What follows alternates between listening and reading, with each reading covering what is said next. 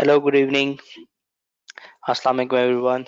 This is your tutor for Practice to Pass webinar for the ATX for September 2021. My name is Saad Mohammed and I welcome you all on behalf of ACCA. If all of you can raise your hands if they can hear me clearly.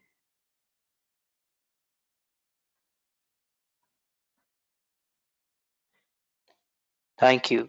I can see many of the students were also present yesterday as well. Good to see you again, guys. So I'll start with my introduction first. My name is Mia Saad Mohammed. I am teaching advanced taxation and advanced audit subject for the last 5 years. Apart from that, I run my own consultancy called MNSK Chartered Accountants. So as yesterday, I gave you a brief introduction of the paper, the pass rates, the reasons of the failure, and the prime reason of the ACC of conducting this webinar is to make you guys enable to pass the paper. Yeah. So the major mistakes that I discussed yesterday specifically to ATX was that the students are unable to understand the difference between the taxation exam and the advanced taxation exam. So guys, I told you yesterday that the exam, advanced taxation exam, is a planning sort of exam. You need to explain the rules here along with the numbers. Only mathematical calculations or numerical calculations will not be able to achieve a pass. So that is why you have to explain. And the pro tip I gave you or all was that focus or think that the examiner is your client and he is a layman. He does not know about the tax. So tell or explain him in detail along with the calculations. Try to make him understand what you are trying to say. If you will just provide him the calculations, being a layman, he will unable to understand that. Now, with that, I will move on to my plan of questions. Yesterday, from day one, we were unable to attempt uh, Carda and Max. So we'll start with question Carda. It is available in the Kaplan exam kit. It is the question from December 2015. You will not be able to find it on ACCA's practice to pass platform or CBE practice platform. You will not be able to find it there. But it is a very good question about few topics of IHT. That is why I've selected that question. Yesterday, I gave all of you a tip as to how to start the question, and it was start with the requirements. Now, before I start the reading the requirements, if anybody has any particular question, they can ask in the question section. So after reading the requirement, I'll go through go through your questions and I'll answer that. Meanwhile, you guys can post your questions there. Now, the first requirement is explain the inheritance tax advantages other than lifetime exemptions. So I have to be careful that it has clearly been specified that I cannot use lifetime exemptions as a tax advantage in my answer.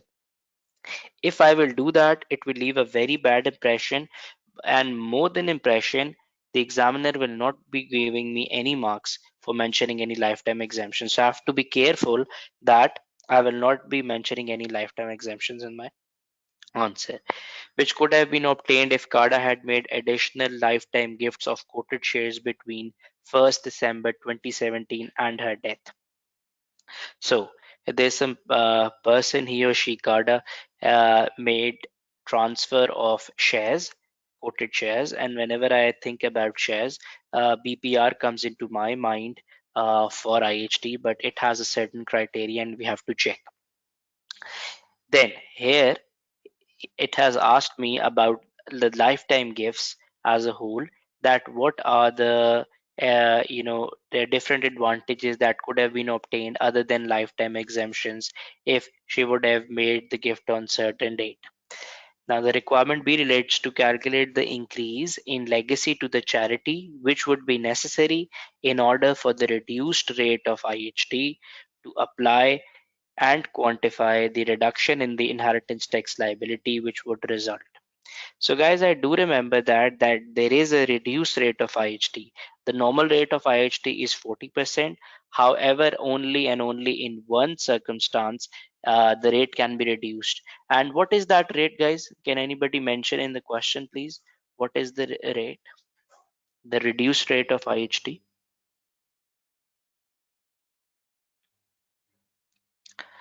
Yes, thank you. You're right, 36. That is the reduced rate of IHT. And the criteria is if you leave a certain amount of your estate on your death through will to charities, you can avail this option that a reduced rate of 36% will be applied on all of your estate. Now, what is that criteria? It is called baseline amount. We will be discussing it or revising it shortly. Then the requirement C is explain the inheritance tax advantages which would be obtained by varying the terms of CARDA's will and set out the procedures required in order to achieve a tax effective variation. Now, uh, deed of variation is a very easy topic, and if you guys have an idea, you can easily score 6 very good marks by just telling the procedures first, that what is the procedure, and then can tell by reading the scenario that if they have the option to modify the will of Carda, what are the tax advantages that they would have obtained. Now, moving back to the question, as the part B relates to the reduced rate of IHT, let me take you to my notes and revise that topic. There was a student who asked in the question section that, sir, what about losses? He almost attempts the losses in every attempt. That is why I've selected two questions today in which there'll be good amount of testing of losses. And throughout the questions that I have selected from now onwards, they will test the good amount of losses as a topic in the question. Now, in my notes, you can find in the inheritance tax section, that is the first chapter there, reduce rate of IHT. Now, it will tell you that as to how you should calculate an amount called baseline amount. Baseline amount is there for the criteria or the slab that if you leave the amount of state to charity equivalent to baseline amount or more, a 36% rate will be applied. Now, the baseline amount is calculated as whatever the gross chargeable estate is, you have to deduct the nil rate band out of that and add the charitable legacies. If the R and RB is mentioned in the question and already deducted after the gross chargeable estate, you have to add that back as well. Now, whatever that amount is, you will take 10% of that, and if the amount that has been left to charity is more than 10%, then the 36% rate will be applied. For example, let's say my baseline amount is 80,000. So the 10% of baseline amount is 8,000. If I have left 10,000 charity, it means I have left more charity than the 10% of baseline amount. The 36% rate will be applicable. If I have left 6,000, I have left a lesser amount than the baseline amount, 40% normal rate will be applied onto my state. It will be more clear when we'll be doing the calculations in the question. So let's get back to the question. Your firm has asked to provide advice in connection with IHT and CGT following the death of Kada. The advice relates to the implications of making lifetime gifts, making gifts to charity, varying the terms of the will, and other aspects of CGT planning. Kada and her family. Kada, who was domiciled, died on 20th November 2021. So date of death is quite important, as if we have to do any calculations, we have to consider that date. Kada is survived by two daughters, Raymer and Yang. Raymer has an adult son. Yang has no children. Kada's lifetime gifts and available NRB. Kada had not made any lifetime gifts since 30th November 2017. Kada's NRB at the date of her death was 220. So, guys, you have to remember that the NRB that is available for the estate is 220. Do remember that during your lifetime, the NRB is available to CLTs, chargeable lifetime transfers, And at death, if there is any NRB that has been left by CLTs and PET, only that is available to your death estate. Now, Carda's death estate and the details of her will. Carda's owned assets valued at 1.1 million at the time of her death. Carda left her house valued at 600,000 to Raymer. Now, do remember, guys, that whenever in an IHT question somebody has house in their state, the residence nil rate band R and RB should come into my mind. Another criteria is that it should left to direct descendant and it is children and grandchildren only. So Carda has left a house to Raymer, which is his daughter. So that is fine. Both of the criterias are fulfilled, but that house should be the residence of that person. It should not be an investment property. For example, the people may have their own house, but they may have invested in real estate and they have two, three spare houses as an investment property. If that is the house that has been left to someone, the RNRB will not be applicable.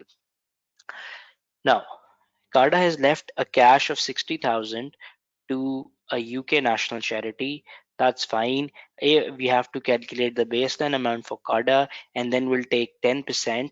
If the 10% is lower than 60,000, then all of the estate will get the rate of 36%. Carda left her remaining assets, including portfolio of shares valued at 440,000 to Young. None of the remaining assets qualified for any inheritance tax reliefs. That's fine. Let's talk about Raymer. Is not an accountant but has some knowledge of the UK tax system and has made 4 observations regarding her mother's estate and her inheritance. My mother should have made additional lifetime gifts in her lifetime. The tax rate on the chargeable estate should be 40% due to the gift to the charity. Now, being a layman, obviously, Raymer does not have a clue that there is a baseline amount and we have to take 10% of that because he's a layman.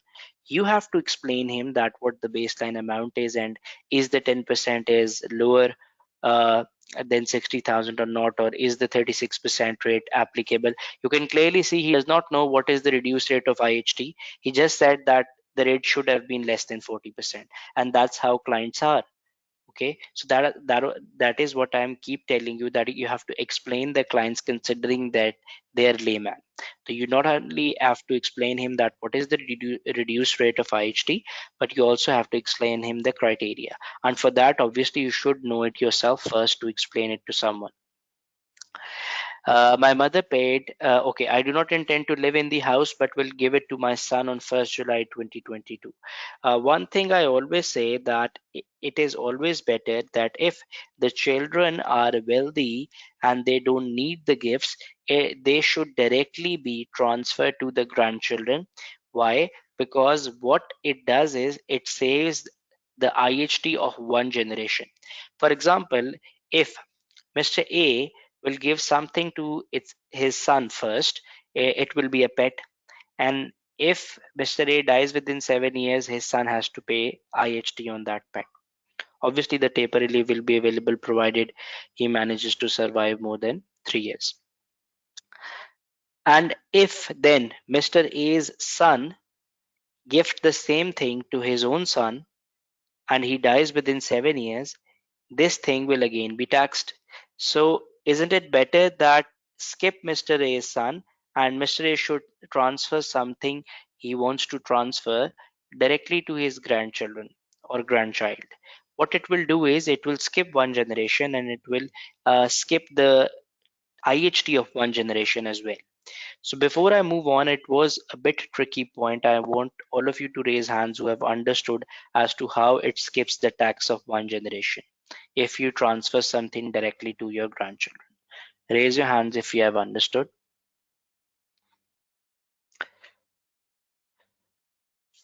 Okay, guys, thank you. So moving on, he said, my mother paid capital gains tax every year. However, when she died, some of her shareholdings had a value less than cost. Now, yesterday we have already discussed that in IHT there is a relief called fall in value relief. Similar relief is available in CGT as well. It's called the negligible value claim. We'll discuss it later on.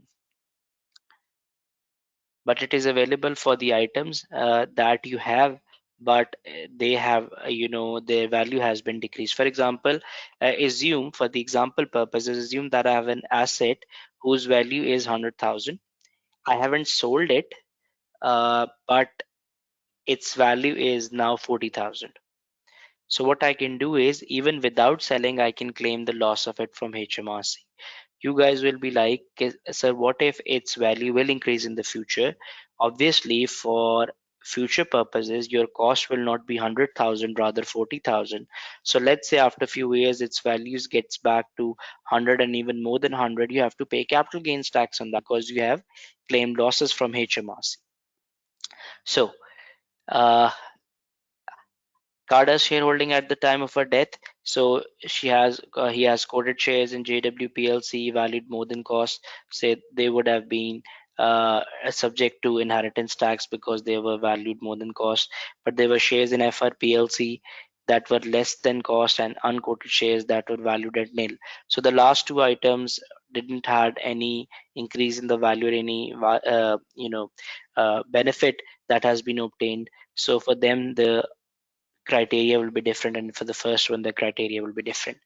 Now let's move on to the requirement, and it was asking that what are the advantages. If I normally discuss with you guys that, if obviously there is one big advantage of making lifetime transfer, that you are eligible for lifetime exemptions like annual exemption, marriage exemption, small gift exemption, uh, exemptions like that. But what are the exemptions other than these, or what are the benefits other than these that one can obtain by making a lifetime transfer? Can any, yeah, you guys can post your answer into the question section. What are the advantages that one can obtain by making more lifetime transfers? Anyone? Rasha, yes, you're right. Taper relief. Obviously, if you make more lifetime gifts, if you manage to live more than 3 years after making the gifts, the taper relief will be available. Uh, Guys, a few of you have said fallen value or annual exemption. Fallen value will only be available if the asset has fallen in value, but it is not an advantage. Yesterday we have discussed, for example, I have something that has a value of 80,000, but at the time of death its value has decreased to 40,000, so I can claim fallen value relief. And if this item has directly been inherited to me on death and not been transferred on lifetime, I will directly inherit on 40,000. So there is no difference of loss making items, either they are transferred to you on lifetime or through death directly. So fallen value is wrong, and annual exemption is a lifetime exemption, so it is wrong as well. Only the taper relief till now is the correct answer, and it is one of the advantages that if you make more lifetime gifts, there are chances that if you manage to live more than 3 years, you'll be able to claim taper relief. That is one advantage. Any other advantage?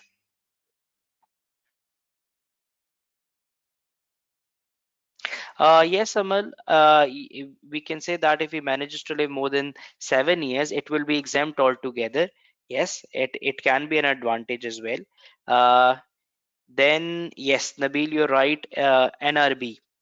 All of you who are saying annual exemption, your answer is wrong. Annual exemption is a lifetime exemption. It has been clearly mentioned in the exam, in the requirement, that other than lifetime exemption. So we cannot say annual exemption. Okay. I was talking about Nabil's answer, NRB. Yes, NRB is right. Guys, you know that NRB gets to renew after every 7 years. For example, if there is a transfer that has used RNRB, or sorry, NRB, then after 7 years, that transfer will become exempt and it will no longer will be constituted as using NRB. Fahim said RNRB. Sorry, Fahim, this is a wrong answer. RNRB is only available at death. So there is no difference. and RNRB is only available on residents, so it cannot constitute as an advantage. Two advantages I have found from your answer: one is taper relief, one is NRB, availability of NRB. There is one very easy advantage which you guys are missing, and that is the value increase. If anybody transfers something in their lifetime, its value gets locked, and any increase in the value after that date is not subject to IHT. For example, if somebody has transferred something to someone and its value was 10,000 at the time of transfer, and he died within 5 years, let's say, so the person has to pay the tax on the value on the date of transfer, not on the value of death. So let's say if the value on the date of transfer was 10,000 and now it's worth 15,000 today. So he has to pay the tax on 10,000 and he can claim taper relief as well. So the value increase in value after the date of transfer is not subject to IHT. That is one of the very big advantage of making much more lifetime gifts. So I have to explain the advantages for 4 marks. I guess three advantages are more than enough. Now, yes, Rakesh, obviously there is no risk in the decrease in the value as well, because if there will be decrease, you will claim fall in value relief. So you should make as much lifetime transfers as you can, because uh, if you manage to live more than 7 years, exempt altogether. After 3 to 7 years, taper relief, and they will the increase in value will not subject to IHT.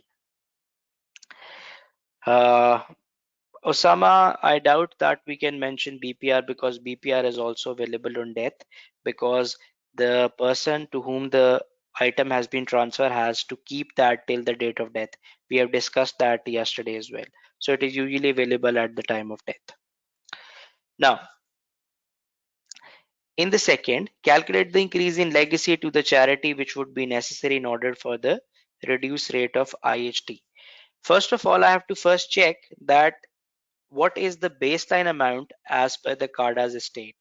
So it it's mentioned the total here already, that her estate is 1.1 million. So the house that has left is 60,000, and the nil rate band that was left is 220. What I can do is, considering the state is 1.1 million and it is slightly changed from the data is slightly changed from the question from the data in Kaplan kit. In Kaplan kit, you will find the estate value to 1 million. So I'll use 1 million here for you guys as well. Let's assume the state is 1 million rather than 1.1 million. So the NRB that is available at the date of death is 220. So 1 million minus 220,000,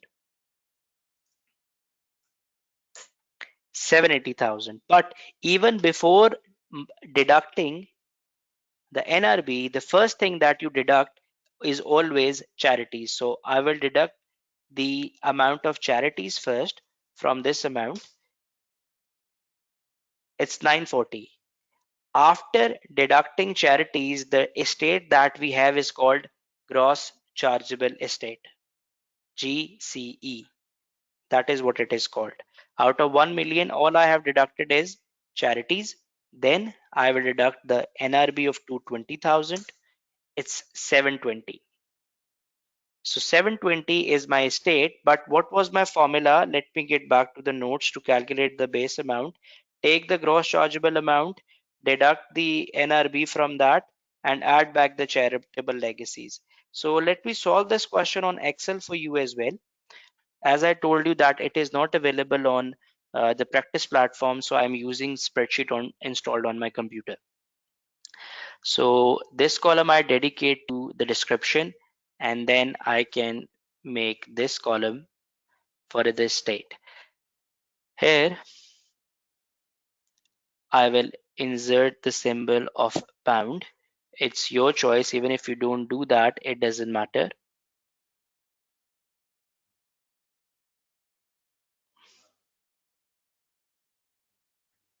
So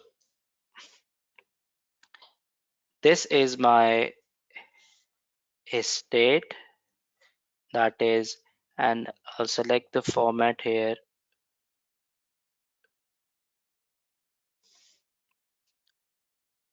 1 million is my estate less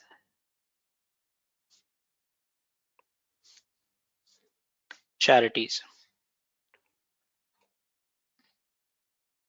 It's 60,000. So my gross chargeable estate will be equals to sign, as I taught you yesterday to use the formulas, but it's your choice. These are not necessary. I found it comfortable because if there is any figure that I have missed, I can always insert and the formula will update the answer itself. So that's my gross chargeable estate.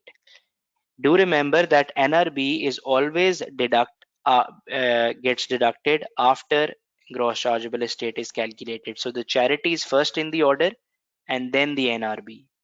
So NRB is 220,000. So my taxable estate is this 720,000 is my taxable estate. Now I now have to calculate baseline amount to check that what rate needs to be applied on this 720. If the amount of charity is more than 10% of the baseline amount, 36%. If not, then 40%. So let's calculate baseline amount. For baseline amount, the criteria is you have to take your GCE, means gross chargeable estate, and our gross chargeable estate is 940,000. You have to add charity in that and less NRB. So charities were 60,000 and NRB was 220,000. So baseline is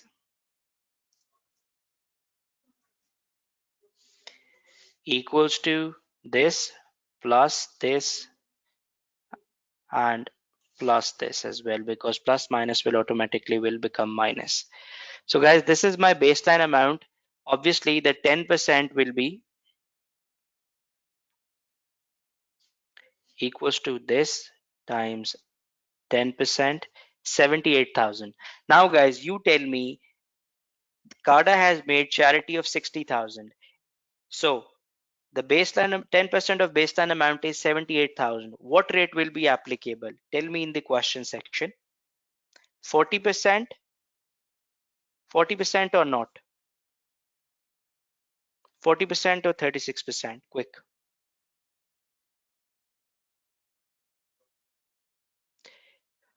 40%. Why? Because the charity needs to be higher than the 10% of baseline amount. Yes, Yusuf, you're right. Needs to increase the charity. Now, that is fine. I know now that the IHT will be at 40%. 40%. So what will be my IHT? This answer times 40%. It will be 288,000. Now guys, tell me, am I missing anything? Yes, Rajab, you are right. What about R and RB? We haven't taken R and RB anywhere in the calculation, and that is why I have uh, left this column. Now I can less R and RB here as well. And what is the amount of R and RB for our tax year? Can anybody tell me? 175,000. Thank you. Why I haven't added back R and RB in gross chargeable estate as per my notes? Let me take you to my notes. If the question in the question the data has been given to you that the from gross chargeable estate, the RNRB is already deducted, then you have to add it back. If not, then what you can do is just not deduct the RNRB. What I have done here, for example, I have calculated chargeable estate, my gross chargeable estate myself. It was not given to me in the question. So I then added back charity and less NRB, and I haven't taken RNRB here in the calculation and here. So it nullifies the effects anyways. So make it simpler, take gross chargeable estate, add charity in that, less RNRB, and it will calculate baseline amount for you. So now to update my answer, I will update the formula of chargeable estate, and that is deduct these two amounts, and then it will automatically takes 40% of that. Now, guys, have I missed anything?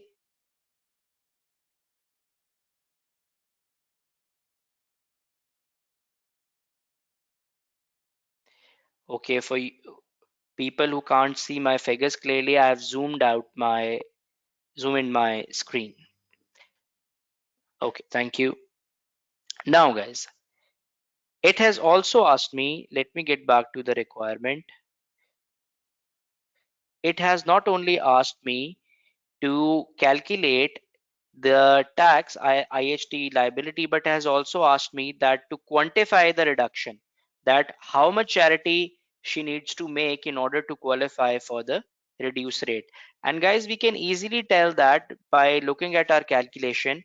You tell me what is the amount that would have been made as a charity to claim the 36%.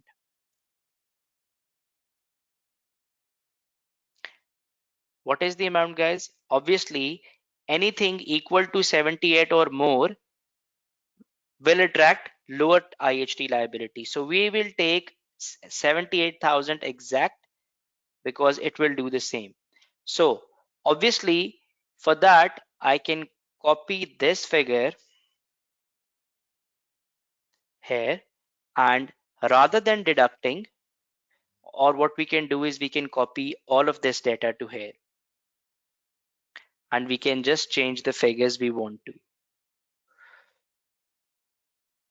We can insert a column in between just to separate those. Okay, now here, rather than 60, I will change it to 78.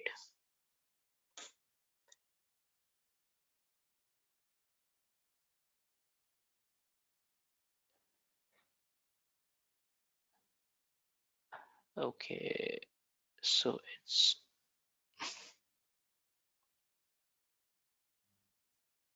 so I have changed the figure of charity. It's 78,000 now. Out of that, gross chargeable estate after deducting that will be 922,000. From that, we will deduct these two items, and here the IHT rather than 40% will be 36%. So we'll write here 36%, and in formula we will correct it to 36% rather than 40. Now you tell me how much time did it saved, because I have just copied all of this data here. The formulas have copied as well. The same functionalities will work in your practice to pass platform. You can attempt this question there and try that you can write this data once, copy it along with formulas will copy automatically, and then paste it and just change the figures you want to. For example, I just wanted to change charity figure and just wanted to change this percentage from 40 to 36. The rest of the answer has been calculated automatically. Now if I want to calculate reduction, it is very easy. I will take this less this. It will tell me that if Kada would have made 78,000 charity, it would have saved 28,280 worth of tax for her. By just making 18,000 more charity, she would have saved this amount of tax. So reduction in IHT. There were many students yesterday asking me, sir, give us some tips. as to how to save the time in exam or the tips regarding the time management, it is one of the very good tips that try to work smart, copy the data where you just have to change few things. With the help of formulas, the answer will get automatic, will update automatically. Now, this is my working, so I will rate it as working number one, or whatever you can categorize that. So that was the solution of part B. Any issues, guys? Any questions regarding that?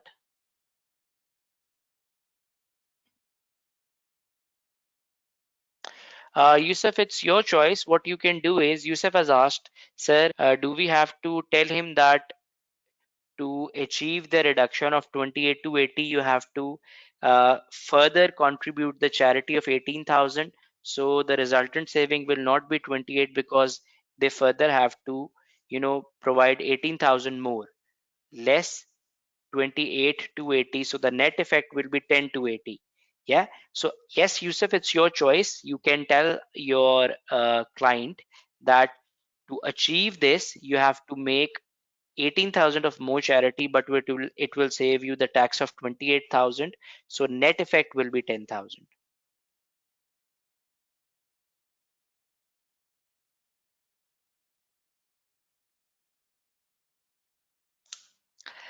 Okay, guys, the value of Iman, sorry, I didn't understand your question. You have to post it again.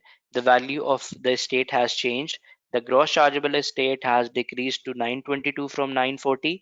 The estate above 1 million is before the charity, so it cannot be changed. The charity will be made out of that state 1 million. Now let's move on to the section C of the question. Explain the inheritance tax advantages which could be obtained by varying the terms of CARDA's will, and will set out the procedures required in order to achieve a tax effective variation. Now, guys, what happens in deed of variation? For that, we will go into our notes and revise this topic. What happens is that if somebody has died and they have gifted something to their descendants through will, and their descendants think that if the will would have been changed, or they would have the option to change the will, they could have saved much more tax. For example, just on the in part B, you have seen that if CARDA has made more charity, it would have saved 10,000 pounds of tax. So things like that comes into the mind of descendants who then had to pay the IHT. So HMRC has given them the option that even if they disagree with the will, they can change it, but there are certain conditions.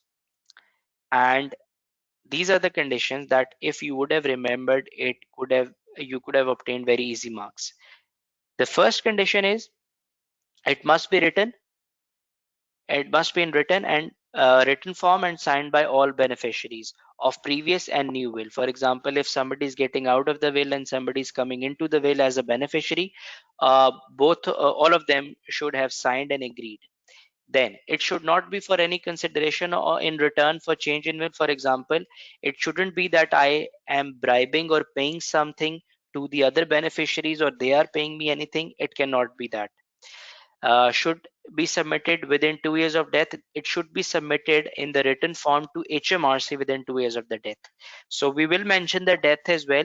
In the exam, it has mentioned that the Kada has died on 20th November 2021. So they have the time till 20th November 2023 to submit this deed of variation. Okay, so this is very important that you should communicate the dates to your client as well. Then uh, one very important condition is that it should be for the change should be for tax efficiency. You have to prove HMRC that if we change the will in certain way, it will reduce our IHT. So HMRC is encouraging you that if you have a suggestion, normally what happens, when because I deal with UK clients as well, so let me tell you how this works in actual life. For example, a person has died and their descendants now has to pay IHT, and they don't have a clue as to what IHT is how it should be paid, what is the amount. So what they will do, they will go to an accountant or a tax consultant like us. They will then tell us all the information we require. For example, what was the bill, what are the market value of the assets and stuff like that. They will then ask us, sir, is there any possibility that you can help us to reduce our IHT? We will then tell them that if the will would have been in this way, the tax would have reduced. They will then ask, sir, is there any way to change the will?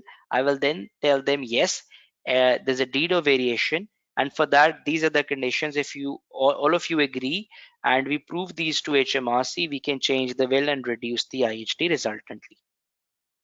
So that is how it works in real life.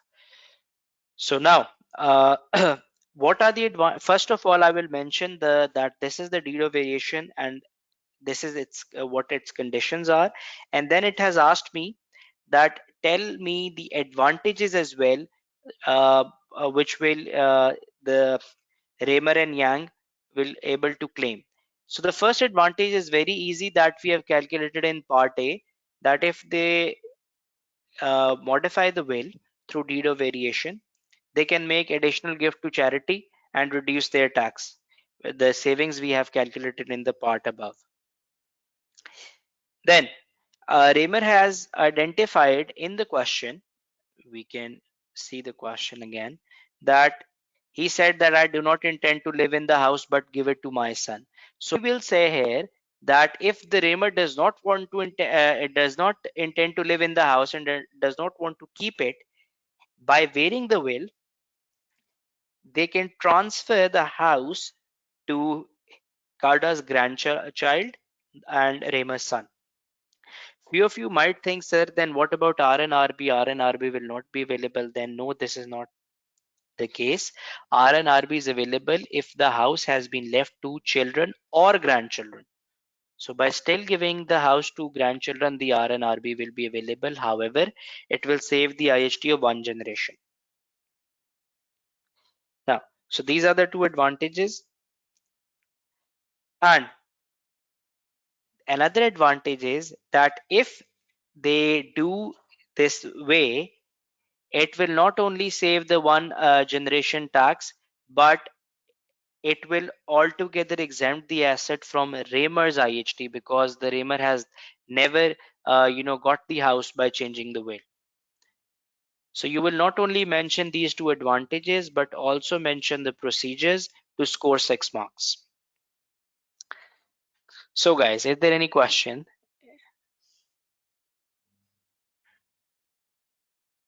Yusuf, the gift with reservation, the GWR, is a separate topic. It is that if a person transfers something to someone during their lifetime, but they attach a condition as well. For example, I transfer something to my son and a condition is attached that he cannot kick me out until I die. That is what we called gift with reservation. Here, no such thing is happening because the gift has been transferred on death, not in lifetime. Reservation normally means conditions. Gift with reservations mean gift with conditions. But here, the gift has not made during lifetime, so it cannot qualify as GWR, what we call gift with reservation as well. So guys, any question?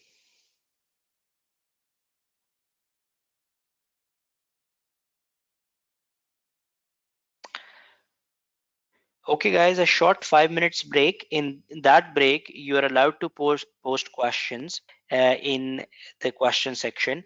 And after the break, I'll quickly answer your question and then we'll move on to the next question.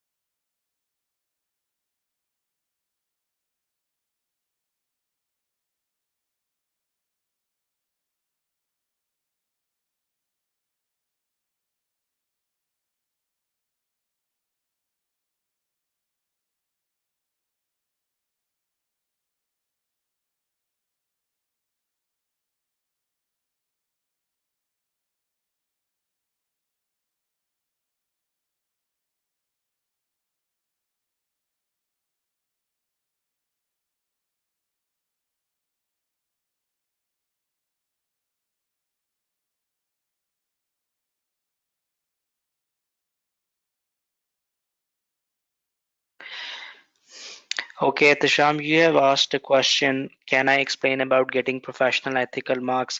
Uh, do listen to my yesterday's recording. At Tisham, I've explained about professional marks. For ethical marks, day 4, I have dedicated. I will be telling you as to how you can take ethical marks. It's very easy, and by listening to these two lectures, you'll be able to score those very essential 9 marks. 4 professional marks and 5 ethical marks that will get tested in section A.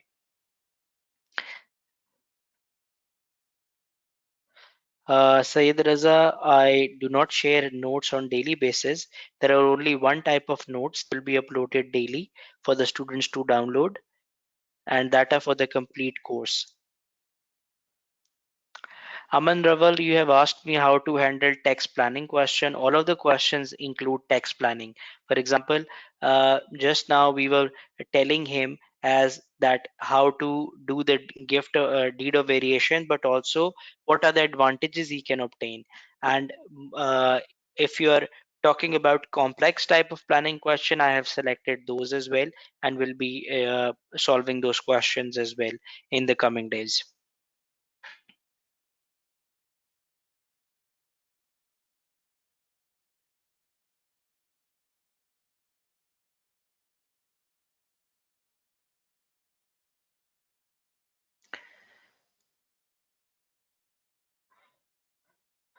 Okay, so guys, this question I have selected is from my question list is Demeter. It's of December 18 question. You can also find this in Kaplan examination practice kit, but you can also find that on practice to pass platform, ACCB practice platform, in the practice exam too. If you are unsure how to visit the practice platform, visit my yesterday's lecture. I have clearly taught you and walk you guys through the steps as to how you have to log in into the practice platform. Now, so this is the reason of the practice platform that ACC created, that and I have chosen, that is that many of you might not have appeared for the CBE professional exams before, or at least for the professional exams, because the professional exam used to be, I mean, we used to have both options, the paper based and the computer based, but now the paper based is no longer available, so it is new to many of the students.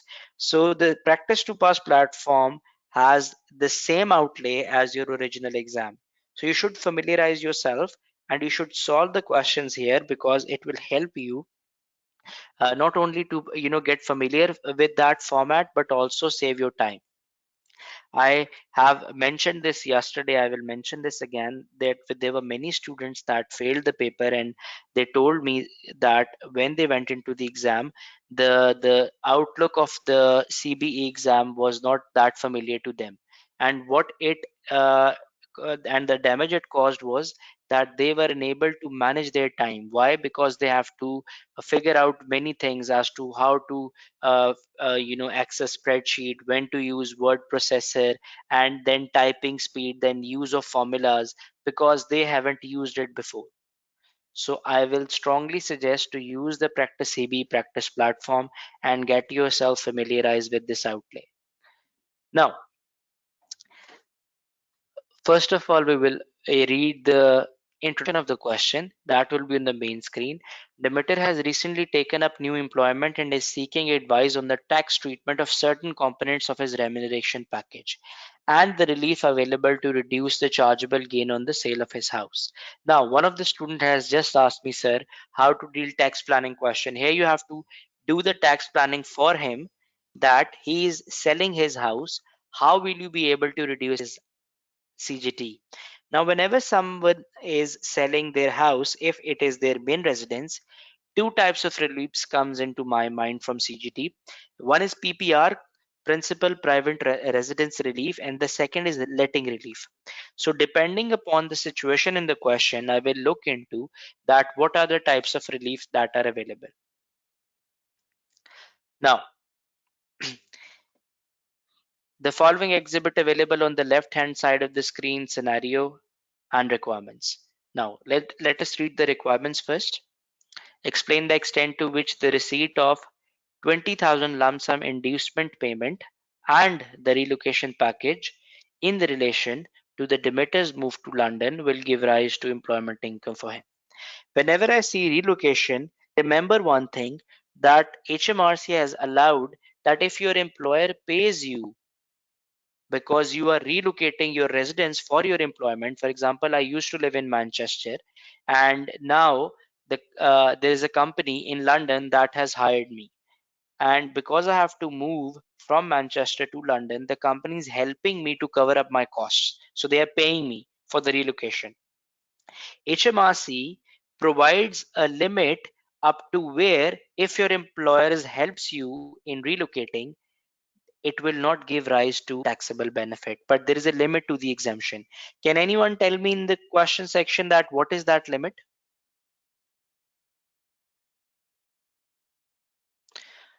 What is the limit on relocation expenses that will not give rise to taxable benefit? Thank you, Nabil. You are right. It is 8,000. Up to 8,000, if your employer, yes, guys, you're right.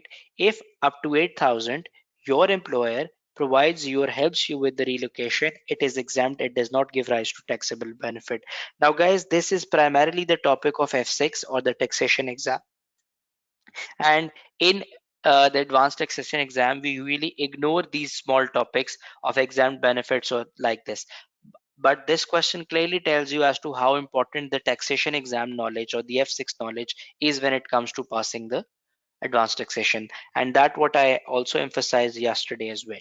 So yes, you're right. So we will look into it as to how much Demeter's company has helped him in moving to London, but out of that 8,000 is exempt. But we have to make sure that he has spent more than 8,000 on qualifying expenditure. Qualifying expenditure means that was necessary to relocate. For example, if he has spent something from that money on some layer activity, that is not a qualifying expenditure. The expenditure needs to be absolutely necessary to move from one to another. Okay. Now, the second part says identify. And one more thing, guys, as far as the inducement payment is concerned, it is also called golden handshakes or hellos. Golden handshake or hellos means that sometimes a company wants to hire you, and they give, with the salary package, they give you an added benefit for attraction, and that is that we will provide you a lump sum amount if you join us. On top of that salary, we will provide you that lump sum amount. So all of these amounts that your employer provides you lump sum on leaving the organization or joining the organization. Joining the organization payments are called inducement payments or golden hellos. Leaving the organization payments are called golden handshakes. All of these payments are taxable, and they will be treated as part of your employment income. So this 20,000 is totally taxable. Now moving on to part B, identify and calculate with brief explanations. Here you can clearly see the frustration of the examiner. The students do not explain, they only do the calculations and unable to score a pass mark.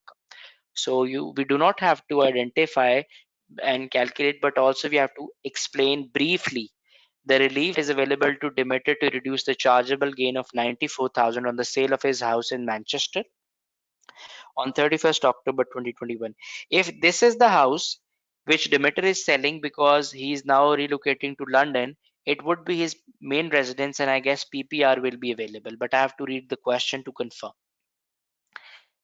Explain with supporting calculations the tax consequences of Demeter participating in Posden's or P Limited's approved occupational pension scheme. Number one, that is 5 marks. And the second is P Limited's non-tax advantage share option scheme in respect of the grant of the options on 1st December 2021 and exercise of the option and subsequent sale. Now, two topics here: pensions and share option schemes. And I guess that students do not find pensions or especially the share option schemes that easy. And it usually creates a lot of trouble for many students, especially the share option schemes. So we will revise the share option schemes, and I will share few tips and tricks with you as to how to deal the questions. But first we have to check that what are the tax implications of approved scheme and unapproved scheme, and what are the instances or terminologies which we normally see in this topic called grant date, exercise date, disposal date. What are these? We'll look into it shortly. So we are done with the requirements. So before I start reading the scenarios, if you have any question, please put it into the question section. Whenever I will visit the question section in between, I will try to answer your questions. Now, D is UK resident and domiciled, commenced employment with P Limited on 1st December 2021, will have no source of income other than from P Limited in all relevant future taxes. He's a higher rate taxpayer. So this is very important, because if I have to calculate anything regarding income tax, the rate will be 40%, and if for CGT, the rate will be 28% for residential properties and 20% for other assets. Now, has relocated to London from Manchester, a city more than 150 miles north of London, to take up his employment. Remuneration package from P Limited was that he will receive a salary of 220,000. Now, with that high salary, I assure you that you will not be able to have the personal allowance available, because once your income exceeds 125,000, you're not entitled to personal allowance. Uh, on 1st December 2021, P Limited made a one-off lump sum payment of 20,000 to Demeter as an inducement to take up the employment with the company. I've already told you that this 20,000 here is completely taxable. Now, P Limited paid Demeter 5,000 towards his cost of relocating to London. The company also paying him 1,500 each month for 4 months from 1st December towards renting accommodation in London until he purchases a new house on April. So these are 4 months: January, February, March, April. So, oh, sorry, December, January, February, March. These are the 4 months, and the company is paying him 1,500 each month. So 1,500 times 4 equals to 6,000, plus the company has paid 5,000 apart from the rent. So it's 11,000 in total. Out of that, what we have discussed already, 8,000 will be exempt, and on 3,000 it will be created as a taxable benefit in kind, and therefore it will be added into his employment income. Now, till now we know that 3,000 is taxable, but we have to read the question further just to check that is there anything else related to that part. Okay, on 1st December 2021, D was granted share options in P non-tax advantage, which means unapproved share option scheme as well. From 6 April 2022, D will participate in P Limited's occupational pension scheme. That's fine. Relocation to London, D incurred costs. Now, 11,000 has been paid by the company. Now, this part is telling you how much he has actually incurred. So the company has helped him by paying him 11,000. These are the actual expenses that he has actually incurred. If these expenses exceed 11,000 and they will be qualifying expenditure, we will give him the complete 8,000 exemption. So D has incurred cost in relation to relocation of 6,000. So he has incurred 6,000. This fee includes the estate agent fee, which he has to pay him to sell his house in Manchester. That's fine. It is a qualifying expenditure, because obviously without selling the house, he cannot, move to London. D signed a 4-month lease contract for a flat, and the company is paying him 1,500.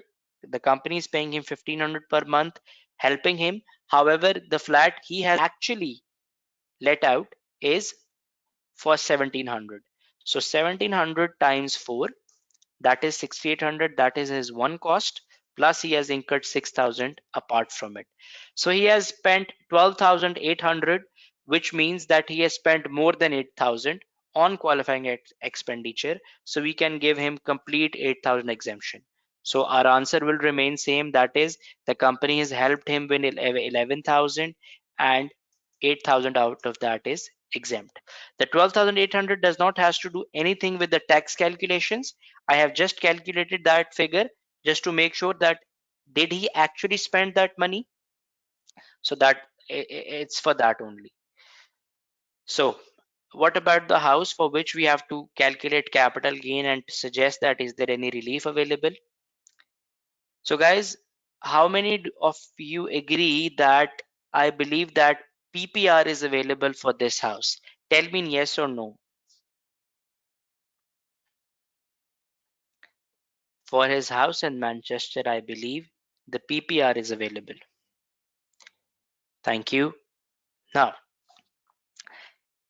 let's go to the notes and revise the PPR quickly. So then when we'll be performing the calculations, we don't have to come back.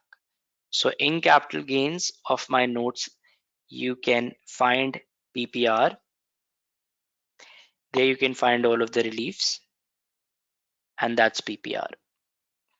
So guys, how to calculate PPR relief? Whatever the gain is on the property multiplied by period of occupancy, actual plus deemed. Deemed means assumptionary, which means that you were not actually living in the house, but HMRC will assume that you were living. So we'll see what is the criteria of that. Divide by total period of ownership. In this way, you will get the PPR exemption. Then you have to deduct this exemption from the gain again, from this gain figure again. Then you'll be able to calculate the taxable gain.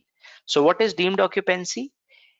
3 years for any reason. If you were away from your house, you were not living in your house, but you were away for 3 years, HMRC will assume that you were living in the house. 4 years for working within the UK, any period for working abroad, and last 9 months are unconditional. Last 9 months are unconditional. So guys, last 9 months is the change from this for this finance sector. It used to be last 18 months. HMRC has half the period to 9 months now. So do remember, this is the change. You might have studied 18 months in taxation exam, but it has now been changed and reduced to 9 months. So let's get back to the question and let's see that did he lived in his house completely or was he away? So guys, before I move on, if you guys can quickly raise your hand and let me know that you can clearly see this question, I do have to zoom in further.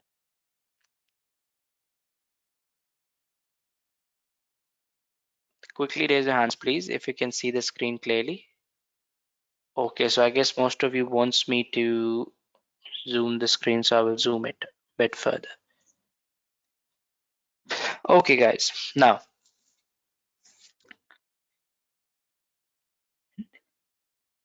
Demeter has purchased the house on February 2009. It is very important because we needs to be on top of the dates if we have to calculate the gain for the PPR.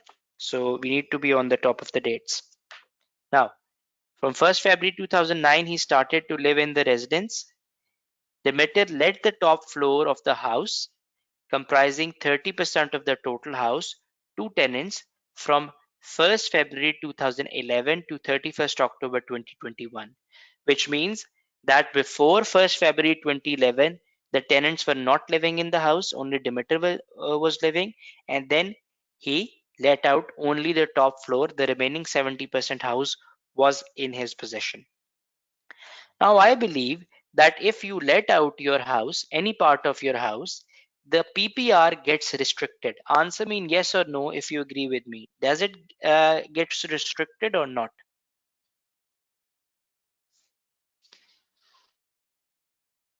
Yes, Ravi, you're absolutely right. It gets restricted. However, on that period, you can get letting relief. So the letting relief is only available if you are not using your main residence and rather you have let it out specific period. For that, PPR is not available. However, another relief is available that is called letting relief. So you guys are absolutely right. But do remember, from February 2009 till February 2011, these are 2 years. and 24 months to be precise, because we have to do the calculation in months for PPR. For 24 months, he actually occupied the house as a resident, but for the remaining years from February 2011 to 31st October 2021, the house was partially occupied by Demeter. So let me quickly calculate how many years it becomes. In January exactly, it will become in January 2021, it will become 10 years. And then I can count month from that onwards: February, March, April, May, June, July, August, September, October. I guess 10 years and 9 months. How many months, guys? Do your calculation and let me know in the answer. Okay. Do remember, when you will attempt this question from the Kaplan's kit, the dates are a little bit changed. However, the figures are the same, but the dates are little bit changed. Okay, so yes, it's 129 months, Rajiv, if we talk about months in total, because 12 times 10 years equals to 120 months for 10 years. Then we'll add 9 months separately, it will be 120 months. When the entire house was sold, which means that his total occupancy of the house is 129 plus the 24 months in which he was living alone in the house. 153 is the total occupancy for him for the house. Correct, guys? 24 months he lived in the house separately, and then 129 months along with that he occupied the house partially. Now, the sale will give rise the sale will give rise to a gain before any reliefs of 94,000. Demeter did not own any other house throughout the period from 1st February 2009 to 31st October. So guys, if you have to do the calculations, I'll open the spreadsheet here and we'll make a column here.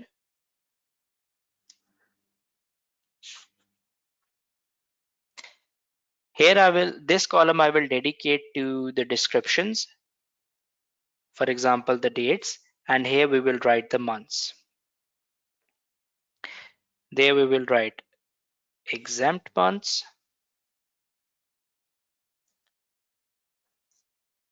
and this column I can dedicate to chargeable months.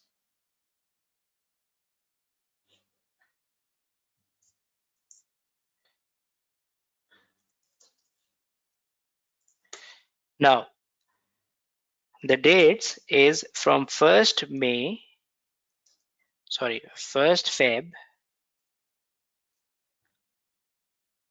2008, if I remember correctly. Yes. So from 1st February 2009 till February 11. So let us open the spreadsheet. February 9 till Jan 11. These are the exempt months because actual occupation. You can also make another column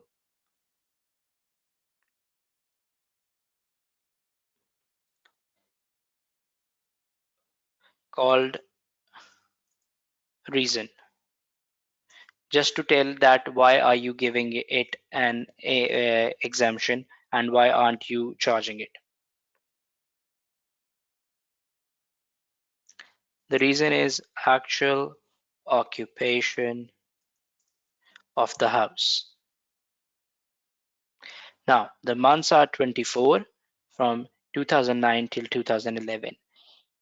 Then from 1st February 11 to till 31st October. But the problem is the last 9 months are unconditional.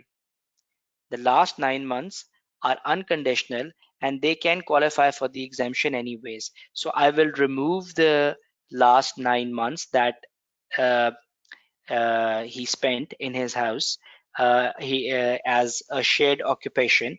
I will only take till Jan 21, partial occupation. So guys, it's 120 months in total, but as he has occupied the house 70%, I will have to multiply it by 70% to check how many days will it become for the PPR. It's 84 days for PPR, and 120 times 30% will be chargeable months. They will not qualify for PPR. And then from 1st Feb 21 till October 21, last 9 months will be exempt anyways. So then we can apply a sum formula which will add all of these months. It's 117, and we can copy the same formula here. So the total months are equals to this plus this. 153 months in total, out of which 117 are exempt and 36 are chargeable. Guys, before I move on to any further calculations, I want to raise your hands if you have understood the calculations till here. Ravi have asked me why I have taken 70% of the 129. Reason because he has only occupied the house for 70% and 30% was let out, so that will qualify for letting exemption later on. Quickly raise your hands, guys. Your participation is appreciated. Thank you for all of those who have raised their hands. Okay. Why the 36 days are chargeable? You have asked. Because he has not occupied 30% of the house in those days. That was let out. So they cannot qualify for PPR. That is why they are chargeable. Now let us calculate PPR exemption. Its gain. Its formula is gain times actual plus deemed period divided by total period. That is what the formula is. And if we do the same, the gain here is, in the question, it was 94,000. We multiply it by 117, divided it by 153. Why 117? Because 117 is the sum of actual plus deemed occupation, and 153 are the total months. So to round it off, we'll select this format. It's 71882 is the PPR exemption, guys. And to calculate the taxable gain, it will be gain less PPR exemption less letting relief. But we haven't calculated the letting relief, but we can apply the formulas here, and whenever we will calculate, we can put the figures here. So let's leave some space for letting relief first. Let's calculate letting relief. Before letting relief, I'll take you to my notes. How to calculate letting relief? It is available on the period in which the house has been let out and not been occupied, and letting relief will be lower of either 40,000, that's a fixed amount given by HMRC, or the PPR exemption. We have these two amounts available. And the third is gain on letting period. How to calculate gain on letting period? All you have to take is take the total gain that is given into the question, or you have calculated yourself if you have, then divided it by total number of months. So the total gain that is given into the question is 94,000. If I divided it by 153, that are the total months, I'll get the gain per month. Then I have to multiply it by the number of months in which the house has been let out to calculate the gain on letting period. So gain on letting period will be lower of,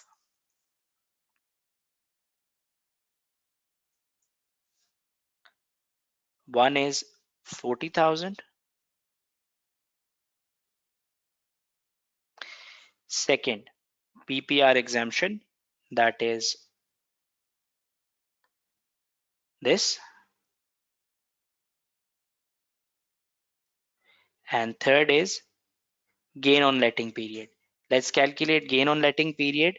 It's 94,000 divided it by 153 times it by 36, and let me increase the size of the screen so you guys can clearly see my complete workings. All I have to do is put the format here. So guys, you tell me which one is the lower, one, two, or third?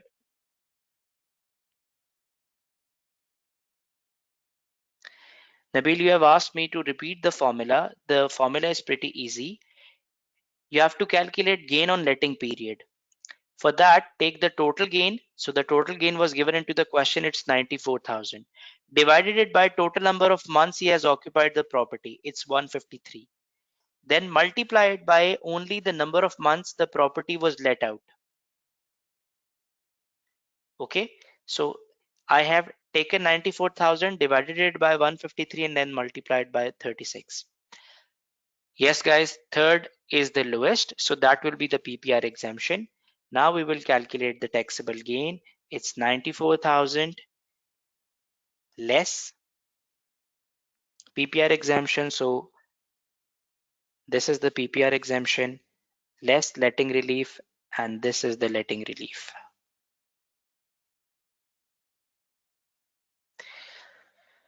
Okay, guys, so my gain is this minus this minus this. So there will be no taxable gain. Why is that? Because the PPR exemptions and the letting relief has covered all of my gain. So I do not have to pay anything. Any issue, guys?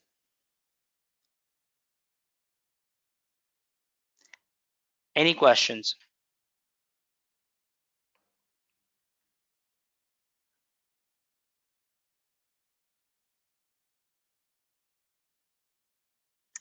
Okay. Now let's assume that there would have been some period which would have been chargeable as well. Then what do you have to do? That period would have would have taxed at 28%. Why? Because these are the resident properties. But here, all of his gain has been exempted due to the availability of number one, the PPR, and number two, the letting relief. So he will not have to pay any reliefs. Now, guys, you have clearly seen that in the question. I will take you again to the question, especially to the requirements, that we have to explain with brief calculations. So you'll explain it that the relief that will be available will be PPR, and it will be available for the period in which he has actually occupied the house, or the deemed occupation, which will be last 9 months that are allowed by HMRC. Then you will perform this calculation. Then you will write the period for which the house was let out will get the letting relief, and that's how the letting relief is calculated. Therefore, the remaining gain will be attributable to the letting relief. And that is how you not only explain, perform the calculations, and this is how you provide the answer to the parts that not only include the calculations but also the explanations. Then let's move on to the tricky topics, that is the pension and the schemes. So his salary is 220,000. Do you remember that? It was mentioned in the question. I'll take you to my notes where we have the topic of pension in the income tax. There are two types of pensions, occupational pension and personal pension. Personal pension contributions are which you make with the private pension providers. Occupational pension contributions are the one which you make into your company's pension fund. So only employees who are working somewhere with some company can make the occupational pension contribution. Obviously, if a person is self-employed, he will not have any boss or any company which have a fund in which he can contribute. So for self-employed people, only option is personal pension contribution. For employed people, they can make occupational pension contributions as well into their company's occupational pension scheme, and they can make personal pensions contribution with a private pension provider outside the company. So they have both options available. Both have different type of reliefs available. For personal pension contribution, if you contribute, you have to contribute 80%. 20% will be contributed by government on your behalf. Your bands will be extended by the gross amount, and your adjusted net income will reduce. Adjusted net income is the benchmark on which the HMRC decides whether you are eligible for the personal allowance and the child benefit or not. So these are the two benefits for the personal pension. For occupational pension, it is an allowable deduction, which means whatever the amount you will make into the occupational pension contribution, it will be deducted from your employment income, thus will reduce your salary and your tax on the salary. That is the only benefit on occupational pension contribution. Now, is there any limit on one to make the contributions? Yes, there is. HMRC has announced a limit, that what we called annual allowance. So, and in annual allowance, if you contribute up till 40,000 every year, you will not get charged any tax, and you will avail all the benefits that are available on making pension contributions. If you do not use your annual allowance every year, you are allowed to carry forward the unused annual allowance for 3 years. So at any point of time, you can carry forward your last 3 years unused annual allowance. If you contribute above 40,000, if you contribute above 40,000, you will be charged tax on the amount of contribution that is above 40,000. What is the amount of tax? Whatever the band that is applicable on you. If you're a high rate band payer, then 40%. If basic, then 20. If additional, then 45. So now we have the idea what the pension per occupational pension contribution is, what is the limit. So now we can move back to the question and see what is happening there.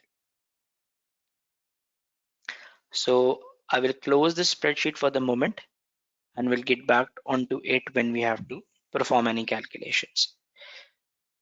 Demeter has made tax allowable contributions of 40,000 to a personal pension for the last 5 years, which means he is using his complete annual allowance for the last 5 years and will continue to do so, which means that the annual allowance is not available from the past years and it will not be available in the future as well. But from tax year 22-23, P Limited will contribute an amount equal to 10% of Demeter's salary into his approved occupational pension scheme. Now guys, in occupational pension scheme, you have the both options available. You can contribute out of your pocket into the pension scheme, and your employer can contribute directly into your pension scheme from his pocket.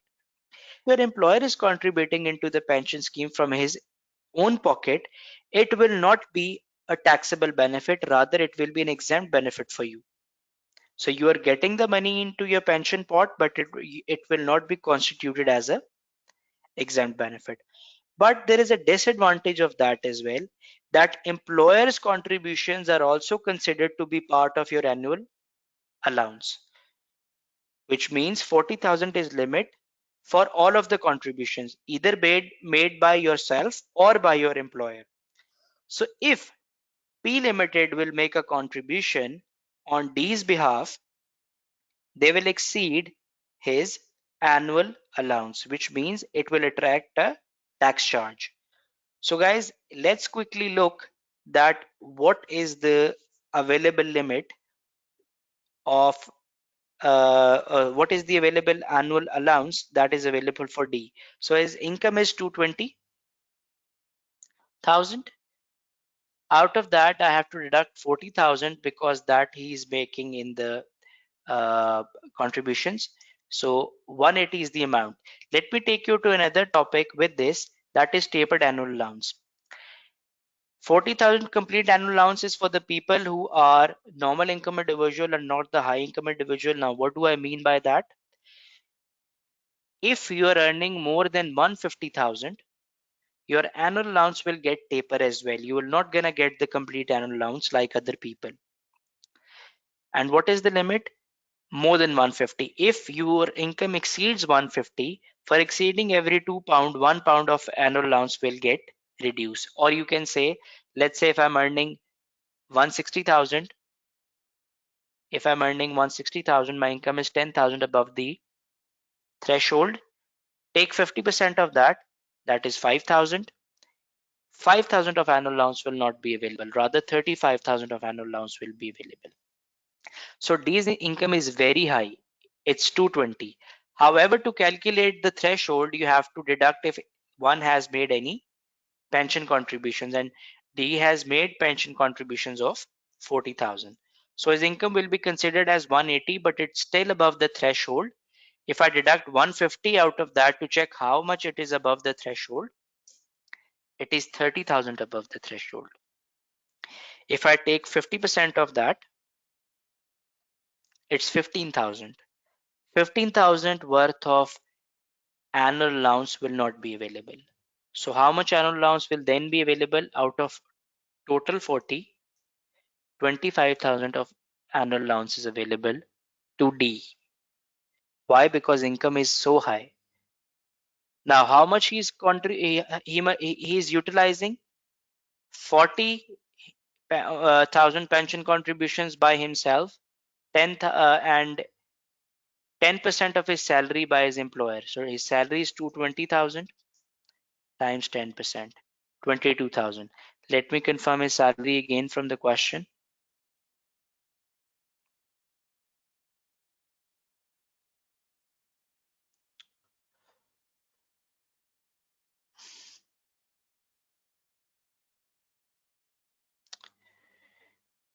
Yes, 220,000 it is. So 22,000 and 40,000, 62,000 of contributions. 40,000 by himself, 22,000 by his company, and the only personal allowance available for him is 37,000 or 25,000. So he's contributing 37,000 above his annual allowance. Let me go through the workings again with you.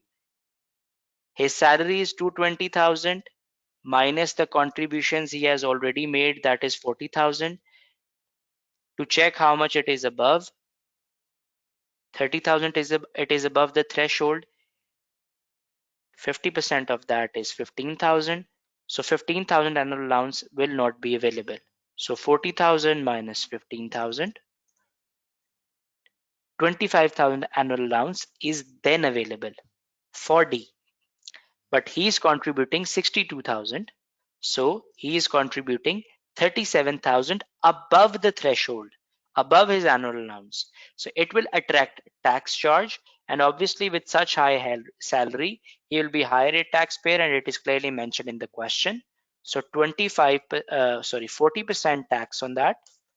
14,800 will be the additional tax that D will have to pay because of crossing the pension contributions of annual allowance limit.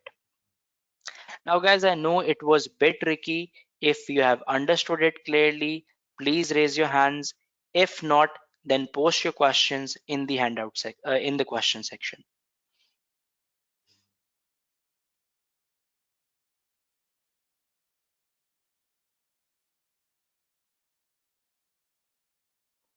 Sati, no, it's 150,000.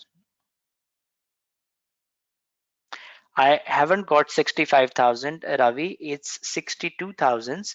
That is 40,000 of the contribution himself and 22,000, that is 10% of his salary by his employer. So there is no such figure like 65,000.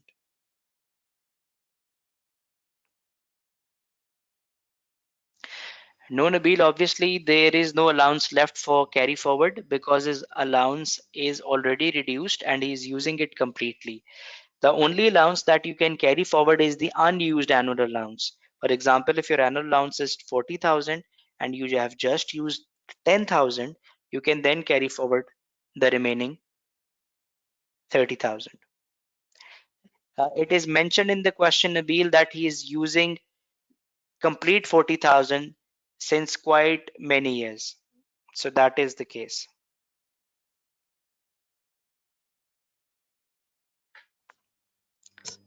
Guys, I hope that I have answered your questions. Any further questions?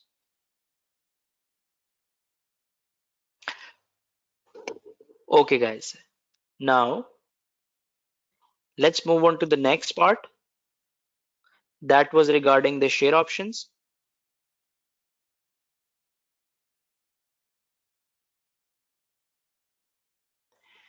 P Limited share option scheme. On 1st December, P Limited granted D options over 3,000 shares in its unapproved share option scheme at 5% discount on the market value of the shares.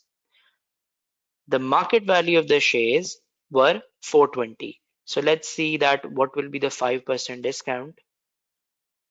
So 4.20 times 5%. So the discount was 21 pence minus 4.20. So 3.99 almost was the price on which P was granted the options. D will exercise the options on this date and will immediately sell the shares. P Limited believe that on that date, that is 6 April 2027, the shares will be 6 per share. Now, guys, we have to move on to the notes to see that what are the tax consequences of the approved and unapproved share option schemes. In my notes, where the topic starts called share options, you will first find a table which will tell you the difference of the tax implications between HMRC's approved scheme and unapproved scheme. And there are three instances in all of the schemes: grant date, exercise date, disposal date. Let me kick out the easiest one first. That is the disposal date.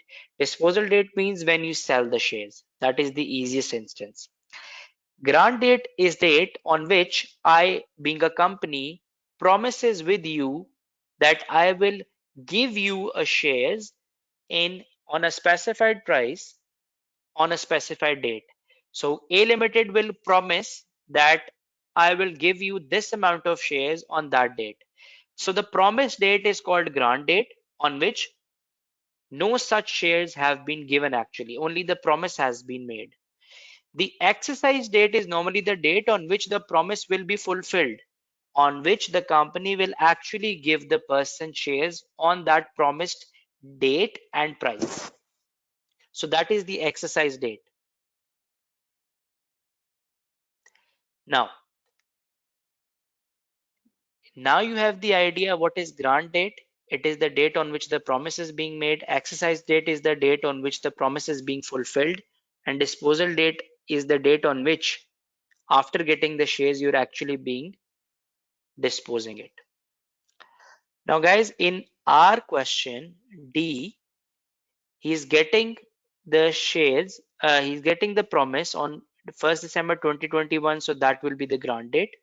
He will be exercising the shares on 6 April 2027. That will be the exercising date on which the promise will be fulfilled.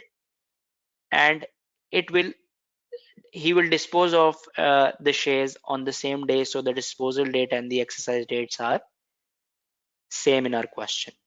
So what are the tax implications? Either your scheme is approved or unapproved. On grant date, there are no tax implications. On exercise date, if your scheme is approved, still there will be no tax implications.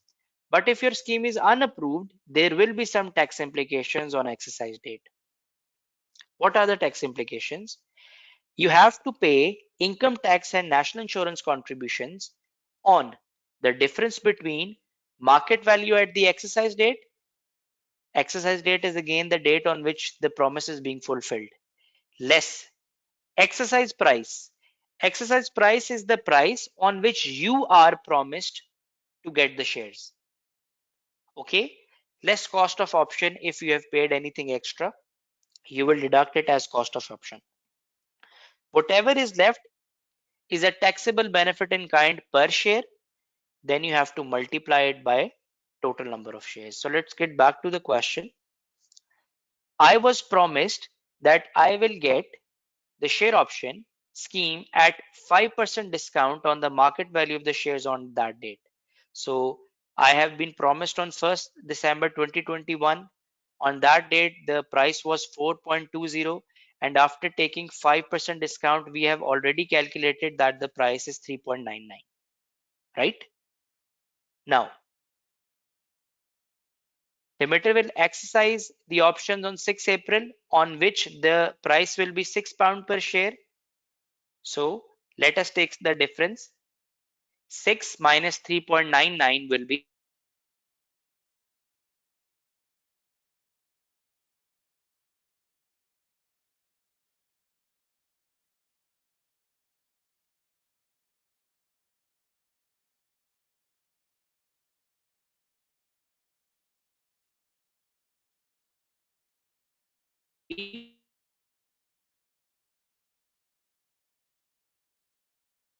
the NIC contributions, or we have to include the NIC contributions into our answer. So it clearly states ignore the NIC in part 1 and 2. So I will not be taking NIC. Otherwise, it would have been 42% tax on this amount, 40% tax and 2% NIC. But because I have to ignore the NIC contributions, and it is clearly mentioned that D is the higher rate band taxpayer. So on this figure, there will be a 40% tax. That is 2412. That is the amount of tax that will be on the share options that have been granted to him. So guys, any question if you haven't understood this, I have tried to explain in an easy way as I can, but if you have anything that you can't hear, please let me know.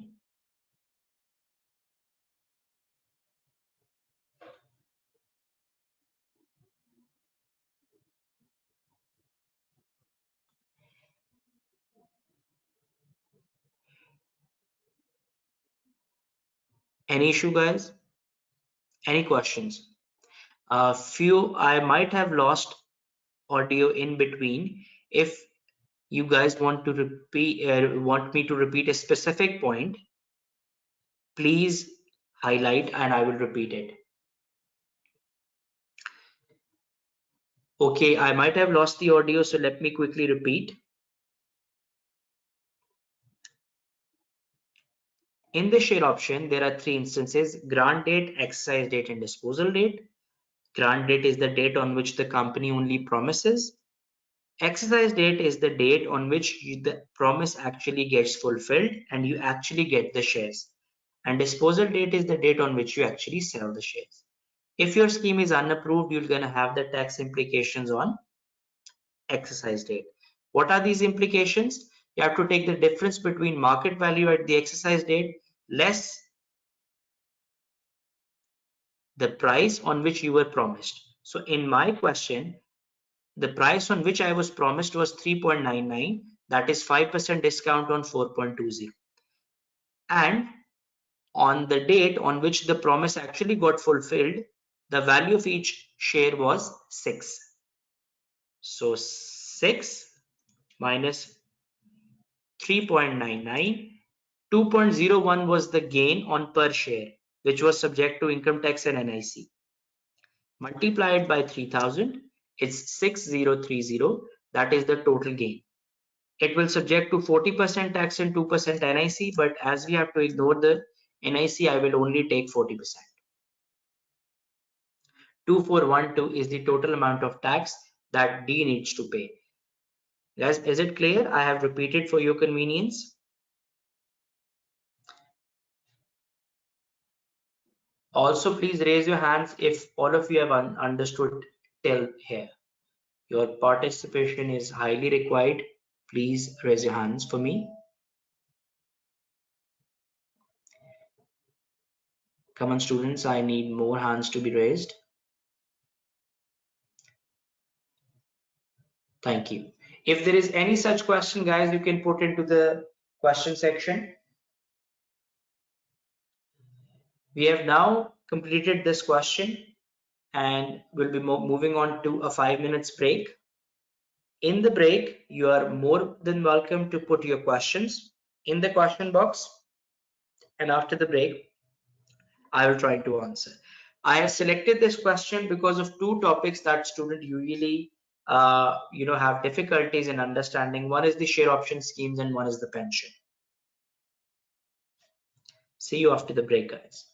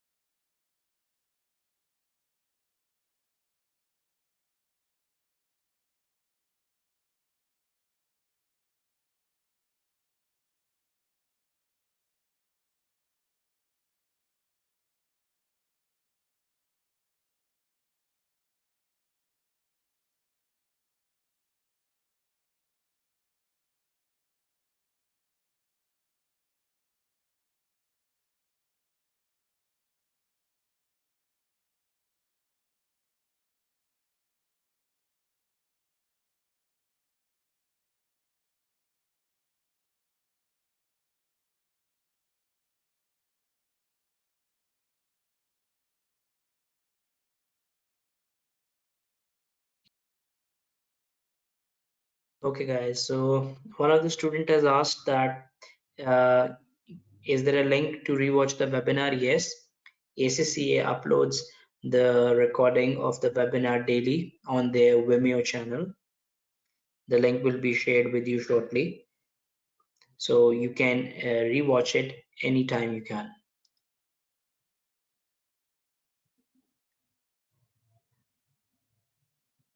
Any other question from any other student, or shall we move on to the next question?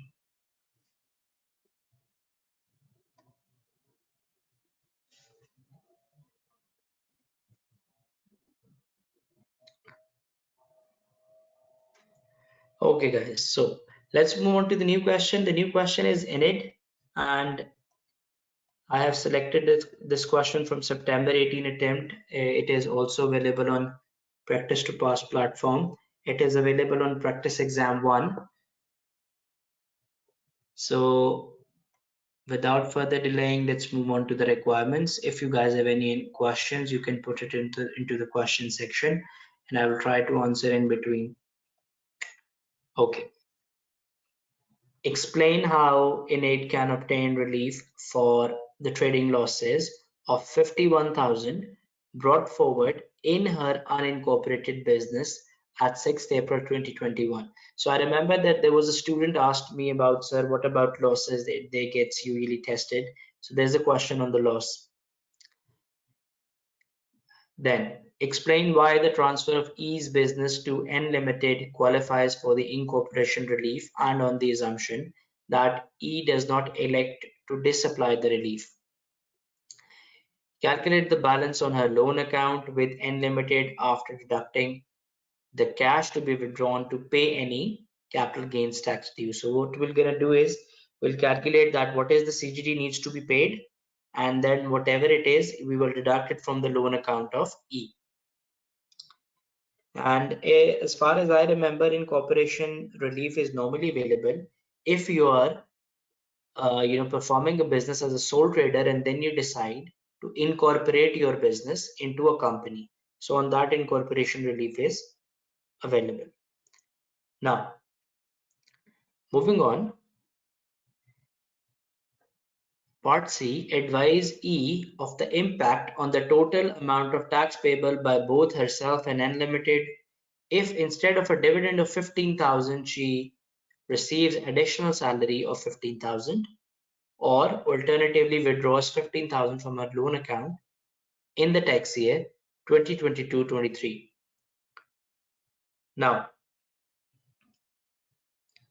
this is a very popular type of requirement in which you have to make the comparison between the two options. You then have to compare the tax implications of the both options and suggest the client in which option will the tax be the minimum. There was a student who asked, sir, what about the tax planning questions? Here you are with a tax planning question as well. Then D. Advise E of her administrative obligations under the VAT legislation arising from the transfer of her business to Unlimited and whether or not she is able to transfer the VAT registration from an unincorporated business to Unlimited. Guys, do remember that the option to transfer the business from unincorporated to incorporated of VAT registration is available. However, one has to remember that if I will transfer my VAT registration to my own company, the company has to take all the VAT liabilities along with the registration as well, which haven't paid or settled by myself.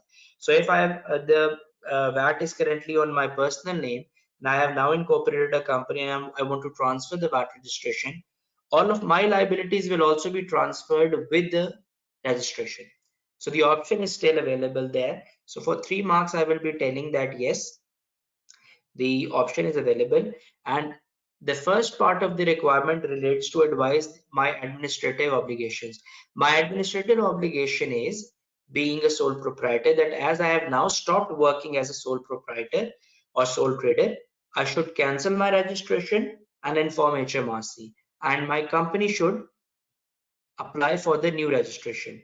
If not, and I want to choose that I want to transfer my registration, that option is also available. provided that the company is ready to take all the liabilities as well. So that is the answer to the last part. Okay, so now we are left with the first three parts. So let's read the question and then we will figure out as to what to suggest for the parts above.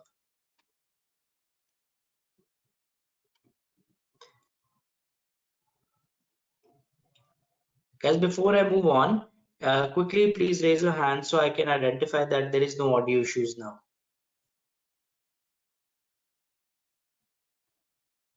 Okay, thank you. Now, moving on to the scenario, let's close the requirement.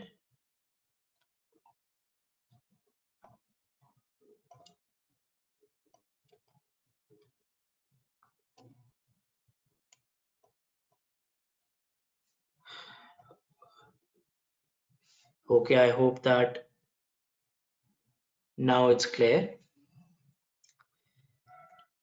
E has been in a business as an unincorporated sole trader for many years, receives dividends from a portfolio of investments of 1000 each year. Guys, this line is very important.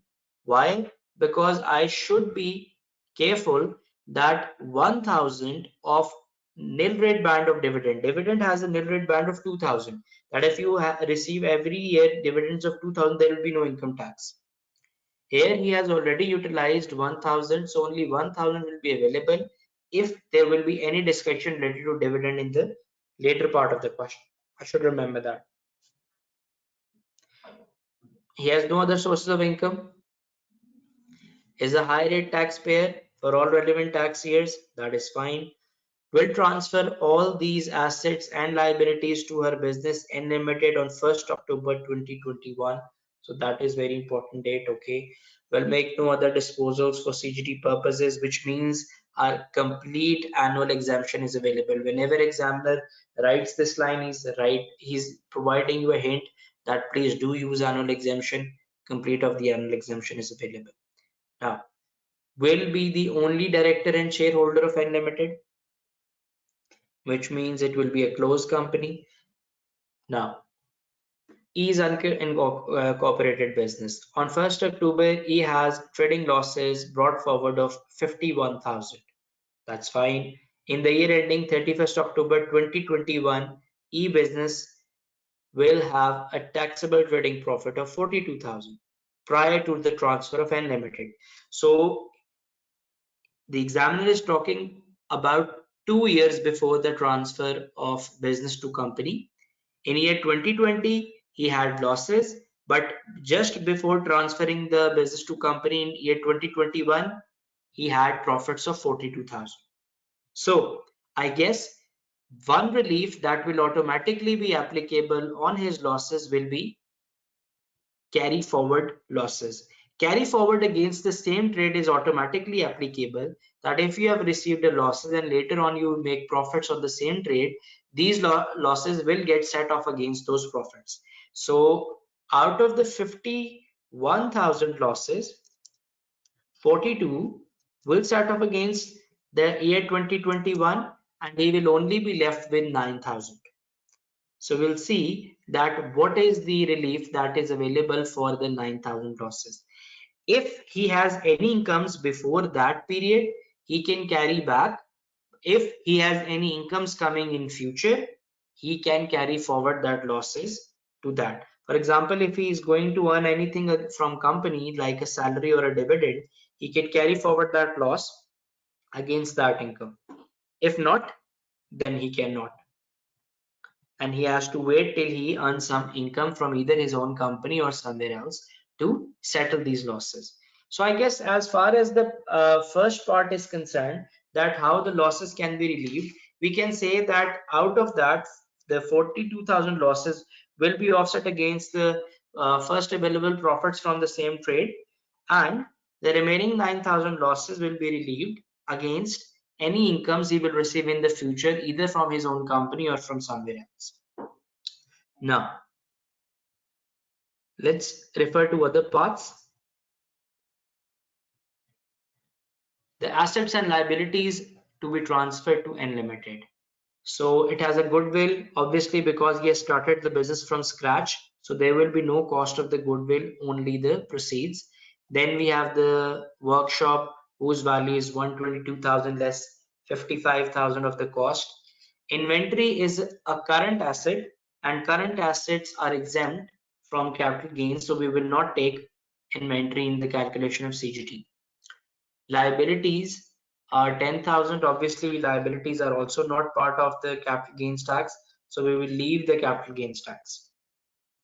Guys, do remember this question is also available in the Kaplan's Gate. However, there the figure of the goodwill is changed. It's 83,000. So don't get confused while checking the answers from there. However, you can find the answer to this question from the practice platform as well that I have explained in yesterday's lecture. Please refer to my yesterday's video for that. Now, if I have to calculate the gain, I will open the spreadsheet here.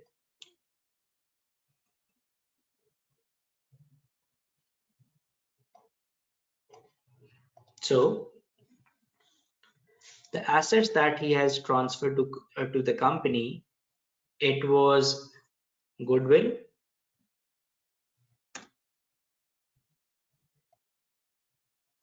and for goodwill the proceeds were 100,000. However, there was no cost, so the total gain is 100,000.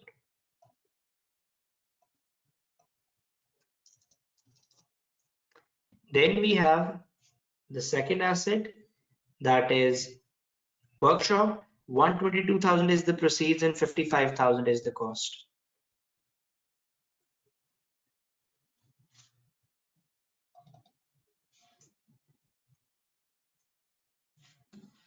So sorry, 122 less 55. 122,000 less 55,000,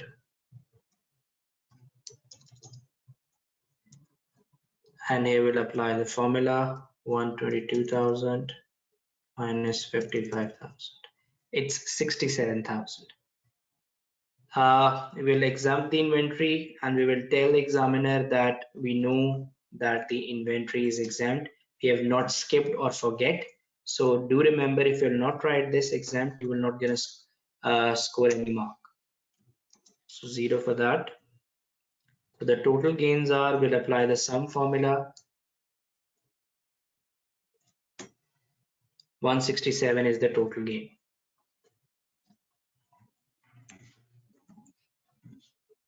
Now let's move back. Consideration, how the company is going to pay E, because company is a separate legal entity. Company is buying all of these assets from E. So how the company is going to pay in return? So the company is paying 85% of the total value of the consideration of the business, and the total value is add all the assets less all the liabilities. So let's quickly calculate the total value of the business. It's 100,000 plus 122,000 plus 8,000 minus 10,000. All I have done is added all these figures less the liabilities just to see what is the actual value of the business. So the value of the business is 220,000. So the company is paying 85% of that as the value of shares to E. So the value of 1,000 shares of E will equivalent to 187,000. So the company has not paid the remaining amount to E. The remainder of the consideration will left on the loan amount payable by N Limited to E. So let's check what is the amount of loan. Out of 220,000, they have paid 187,000. 33,000 is the loan at the company's end. Do remember that. Company still needs to pay 33,000 back to E. E will withdraw cash from the loan account to pay any CGT liability arising on the transfer of the business. Because E will be considered, because the company will be considered as a separate legal entity, HMRC will assume that all of these assets was previously owned by E, and he is now selling all of these assets to the company. So HMRC will compute the capital gains tax on that, and the capital gains tax will needs to be paid by E. So when E has to pay the capital gains tax, what he will gonna do? He will ask the company to pay back his money that they still haven't paid. So that out of that he can settle the CGT liabilities. So we know the amount of loan, it is 33,000 that the company needs to pay to E, but we don't know what is the amount of CGT that E needs to pay. So let's go into the spreadsheet and calculate his capital gains tax. We have the capital gains tax, we will deduct annual exemption amount from that. That is 12,300. So the taxable gain is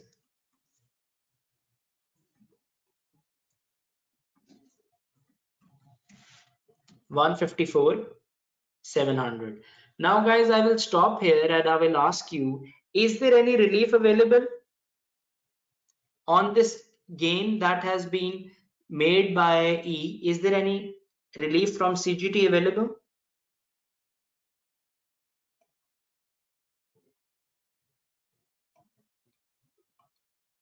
Sorry guys, BPR is available in inheritance tax. It is not a CGT topic.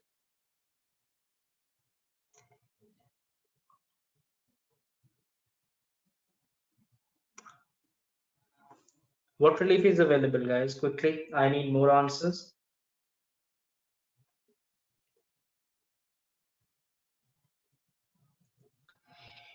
Both of their answers are right. Few people have said BADR, few people have said incorporation relief. Yes, incorporation relief will also be available. So will be the business asset disposal relief. But for that, the incorporation relief needs to be applied before the annual exemption. So what we will do, we will keep our amounts separate, and out of this total gain, first we will less incorporation relief. Incorporation relief.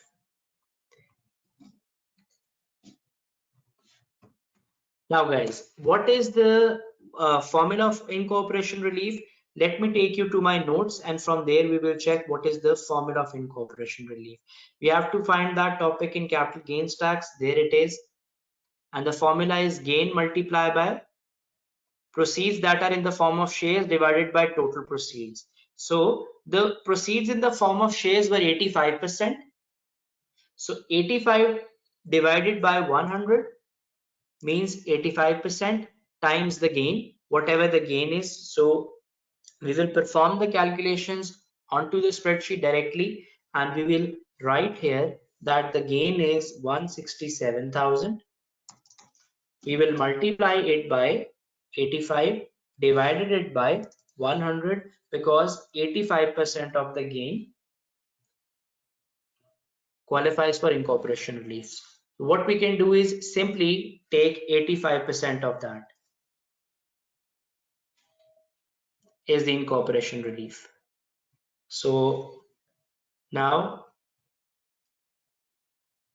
gain will be this figure less this figure.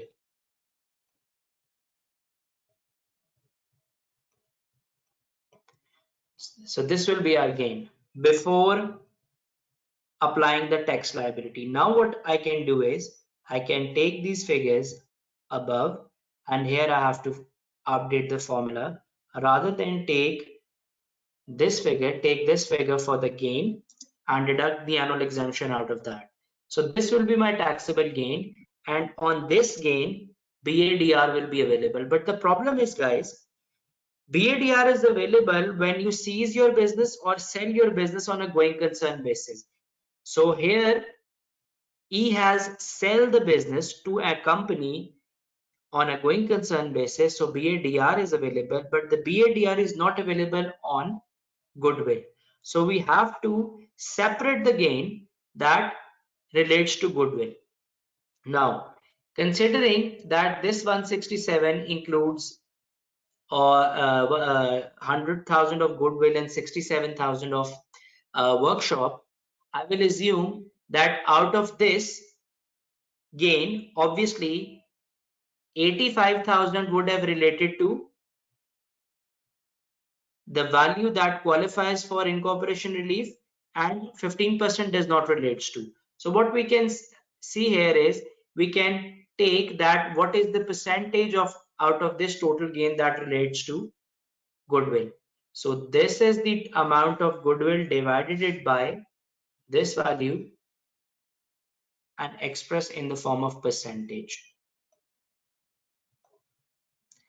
So guys, 59.88% out of the total gain was related to goodwill. Obviously, the same percentage can be applied here as well, that out of this total gain, 59.88% would have qualified or would have been attributable to goodwill. So we will take this gain, multiply it by this percentage.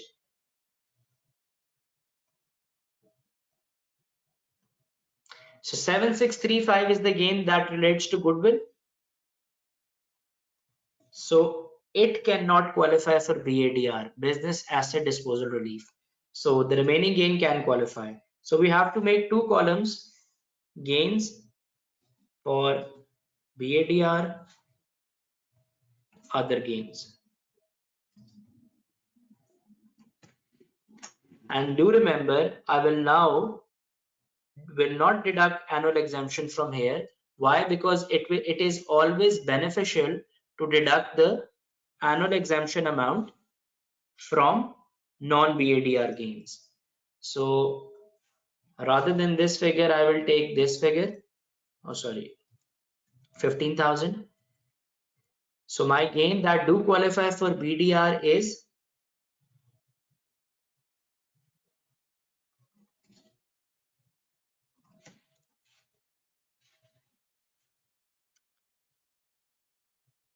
this gain less this gain, because this gain does not qualify for BADR, and non-BADR gain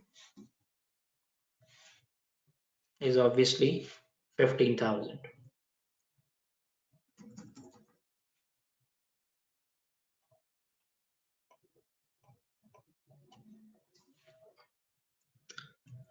Now guys, we have to deduct the annual exemption amount.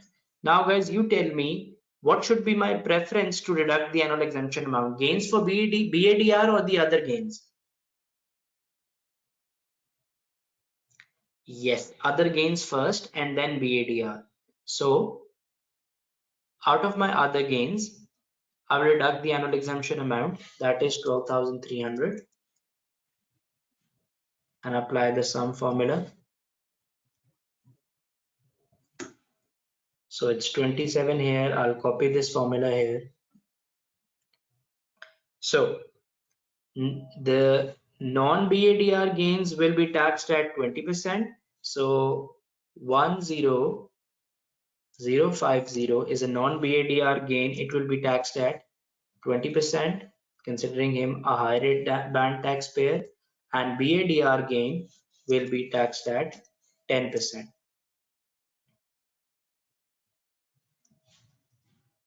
So simply we'll do this times 20% and this times 10%.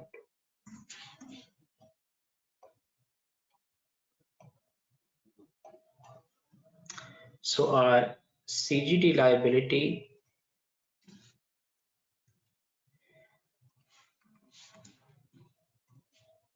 in total is this adds this. This is the total CGT liability. But what we have to tell is that what is the amount that is left from the loan account after he deducts this amount. So guys, you remember that his total loan that has been left was the 15,000 of all the amounts. I guess it was 33,000. Let me check the history of my calculator. Yes, it was 33,000. 33,000 was the amount of loan. So after tax loan will be, we will write here, after tax loan amount. It will be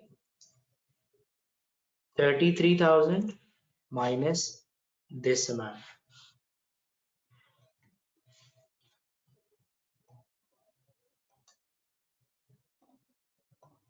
So guys, this is the after tax loan amount that N Limited needs to pay to E after settling his tax liabilities. I hope I have explained this. Let me quickly go through the requirements. So we have done with requirement A, we are done with requirement B, we are only left with requirement C. Before I move on to the requirement C, if anybody has any question, they can put in the question section. Okay, let me quickly check my calculations. Spreadsheet. Yes, sorry. So I've done the calculations wrongly. Rather than this should have been taxed at 10%, but I can easily correct it using the formula. Here I will write 10. Here I will write 20.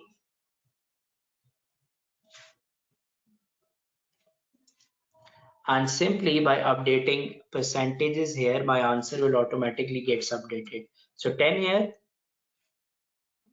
and 20 here.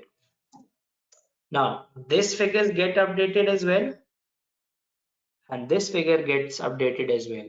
So thank you everybody for correcting me. Yes, Yusuf, you're absolutely right. Yusuf said, sir, BADR also consumes your basic rate band if left any. Yes, Yusuf, you're right. Everybody that has identified the mistake, thank you very much. That does tell that you are attentively attending the webinar. Thank you so much for highlighting the issue.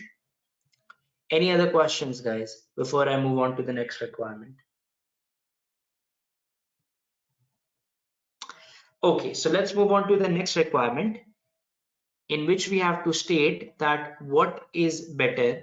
Will Unlimited will pay E a salary of 75,000 per year and a dividends of 15,000 on 31st March each year.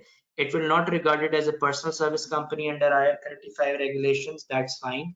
Let's read the requirement. What do we have to suggest? We have to tell between two different options. One, what if she receives additional salary of 15,000? Number one. Number two, what if she withdraws 15,000 from her loan account? Guys, I will talk about the second option first. If she takes out 15,000 from her loan account. If she takes out 15,000 from her loan account, it will not give rise to any tax liability. Why? Because it is his money which the company was supposed to give him. So obviously, if you have lent something to someone and he's repaying you, it is not your income. Rather, you are getting back your money. So if he will be, getting the money back from his loan account, there will be no tax implications, both for the E and for the Unlimited, because there will be reduction in Unlimited's liabilities, which will not have any impact on the corporation tax, and for E, it will not give rise to the taxable benefit. So I have ruled out the second option first, and in first option, it has asked me what if it will get a 15,000 of salary. Obviously, if it will get a salary, there are certain implications from E's point of view and Unlimited's point of view. I will discuss the E's point of view first, and for that, let's open the spreadsheet as well. So, guys, obviously, if E will take salary, so let's write E's point of view. The 15,000 on 15,000 salary, he has to pay 40,000 on 15,000 of salary. He has to pay 40% of tax and 2% of NI, class 2 employees NI. Okay, so it will be 42% tax on that. 42% is inclusive of NI. So it will be 15,000 times 42%. It will be 6,300 in total. That is E's point of view. In this way, he has to pay this much tax. Let's talk about N limited.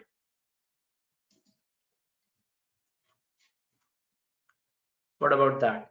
For N limited, obviously N will be earning tax savings on the 15,000 that they will be paying to E. So they will be making tax savings on that salary, and they will be making tax savings, corporation tax savings on class 1 employers NIC that they will be paying on E's behalf. So we first have to calculate what is the class 1 employers NIC. The rate of employers and one NIC is 13.8%. So obviously employer NI will be 15,000 times 13.8%. So that is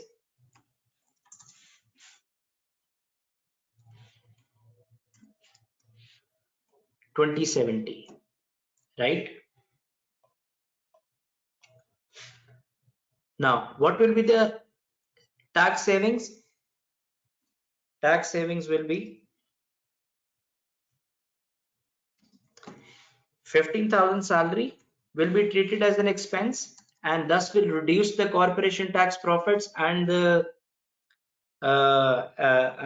tax as well, plus 2070 will also be treated as an expense times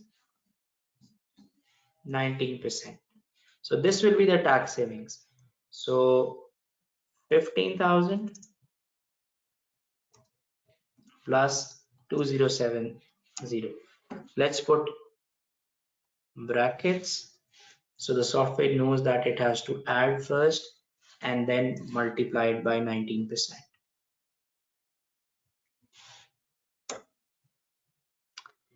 3243 are the tax savings, and if I add minus at the very start of the equals to, it will convert the complete figure into negative.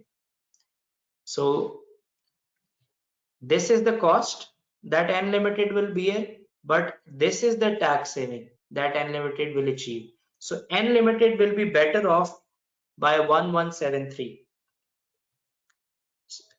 So for Init, there'll be tax expense. However, for E, there'll be tax saving. So what will be the net effect?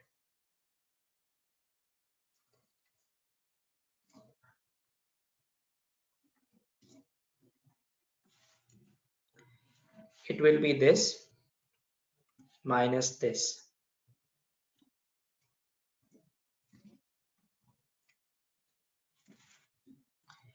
This is the amount of tax that will be payable if she will withdraw 15,000 more salary. Now I have to compare it with 15,000 dividends which he was previously taking as per the question. That is what the requirement said. The requirement said that instead of 15,000 dividend, what will be the tax implications if he receives 15,000 of salary or she receives 15,000 from her loan account. I already told you that there will be no tax implications by receiving the money from loan account. However, if she takes salaries of 15,000, there will be tax and NI payable by her, and then the company will make savings. However, the net saving is, or the net tax payable is 5127. Let's compare it with dividend so that we can tell in which position she will be better off. So in dividend, she'll be taking 15,000 dividend. Out of that, 1,000 is available from the nil rate band because she's already receiving 1,000 dividend every year that is mentioned in the start of the question. And remaining, considering her a high rate band, will be payable at 32.5%. So I can directly take 14,000 into 4,550 is the tax. So guys, you tell me in which option is she better off? Shall she take the dividend or shall she go for the salary, 15,000 salary? Which option is better? Or In loan account, the tax is zero. So you tell me, out of these three options, which one is the best?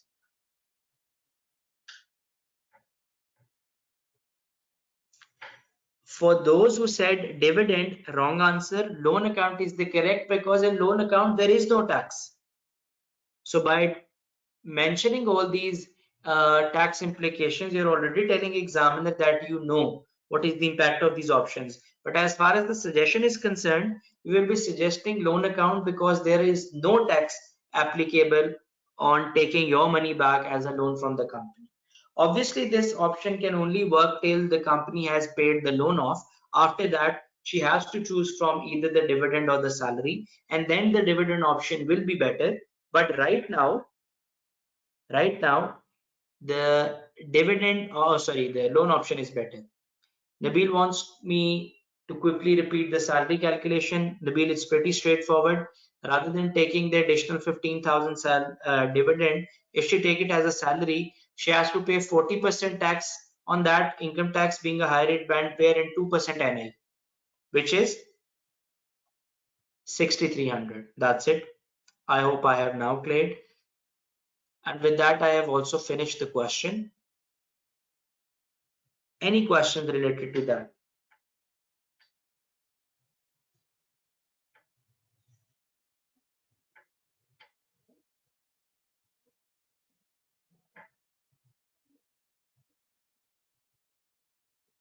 Okay, guys. With that, let's take a quick 5 minute break as we are done with all the requirements. And then we'll do our last question after the break. Meanwhile, you can post whatever questions you have in mind in the question section. I will answer it after the break.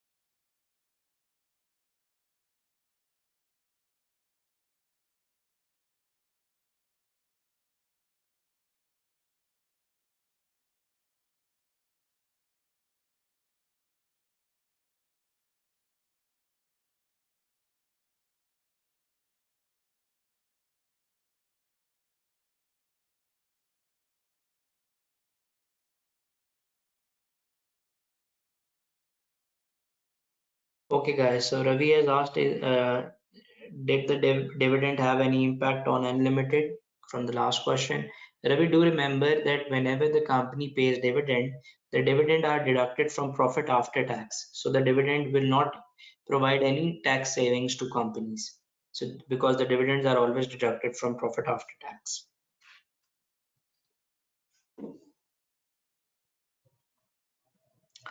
Okay, guys. So let's move on to the next question. The next question is Rod. I have selected this question from March June 19 attempt, and again it focuses on losses as well as basis period, and some other topics are, let's read the requirements and have an idea. Calculate Rod's after tax proceeds from the sale of shares in LPLC and explain your calculation, the base cost of the shares. Okay, guys, thanks for reminding me for sharing the screen. I have now shared the screen. I hope everybody can view my screen now.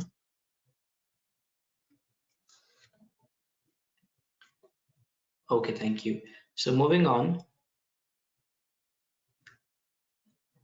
calculate Rod's after-tax proceeds from the sale of his shares in LPLC and explain your calculation of the base cost for the shares. That's for 6 marks. Calculate Rod's share of tax-adjusted trading loss in T partnership for the tax year 2021-22.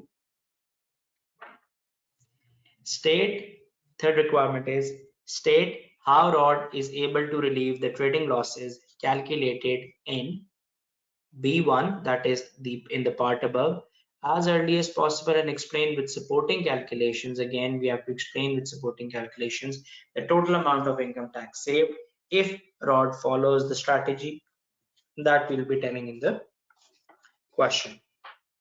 Now, moving on, let's read the introduction. Rod has requested advice in relation to CGT of selling shares he obtained through employer's EMI scheme. So we have to revise EMI scheme and the potential income tax relief available in respect of his share of trading loss of a partnership which he has recently joined.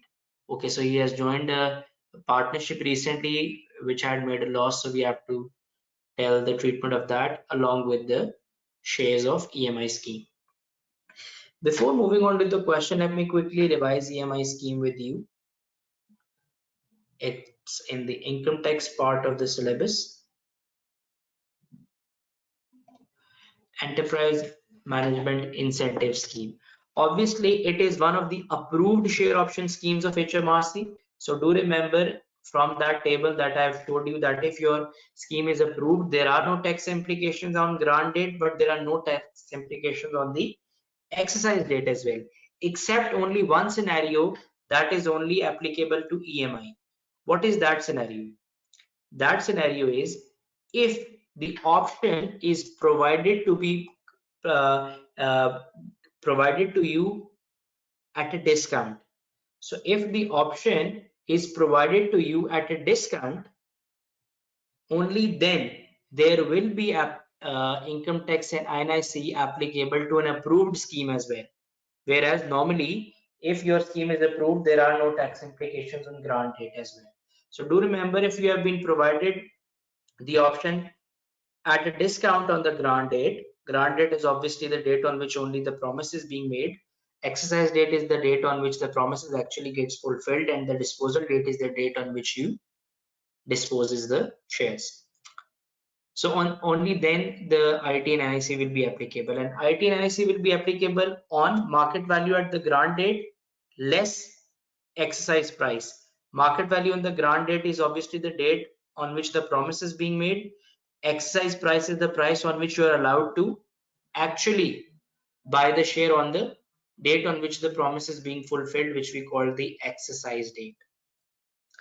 So let's see the question. Let me give you a hint. Examiner has tested this exception of share option scheme in this question. So that is why I have taught you before reading the question.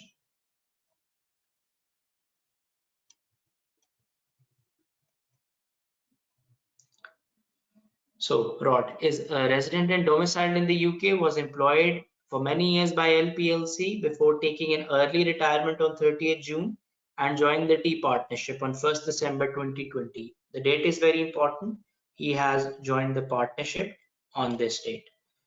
Made no disposals for CGT in the tax year 2021. The examiner is clearly providing you the hint that complete annual exemption is available. Please don't forget that.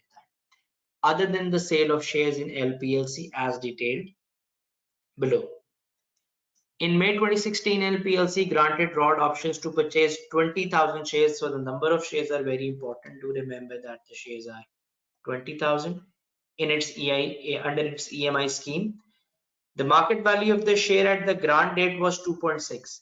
If the company will provide him on 2.6, that is fine. No tax implications on the exercise date as well. But if the company will provide him on the discount on the grant date, then there will be IT and NIC. So, and the option price was 2.3 per share. So the market value on which the promise was being made was 2.6, but the company has promised to give him the shares on 2.3. So the obviously company has promised him at a lesser price. So as I just taught you, I'll take you to the notes before. Market value at the grant date less exercise price will subject to IT and NIC, which in our example is 2.6 less 2.3. So that is 2.6 less 2.3. It's 0.3 times 20,000 shares. It's 6,000. It will be subject to IT and NIC. So considering him a higher rate band pair, do remember it will be 42%. 2520 will be the ITNIC. Now, Rod sold all the shares. Rod exercised all of the option on 1st June 2020 when the market value was 3.9. Now this price doesn't matter here. Why? Because there are no implications on the exercise date for the approved scheme except EMI, and in that only you take the market value on the grant date and the exercise price. So the market value at exercise date does not have any use in this question. Rod sold all the shares on 1st December when the market value was 4 per share. The gain is eligible for BADR. Even if the question is not mentioned, do remember that EMI gains are subject to BADR anyways. And let me tell you one very, very important criteria. Normally, if you want to claim BADR on shares, there are two conditions. You need to be employee of the company and you must have 5% holding as well. In EMI, even if you don't have the 5% holding of the company, you still get the BADR. You will be employee, obviously, that is why you are being granted the share options. But even if you are not, even you do not have the 5% holding, you still get the BADR.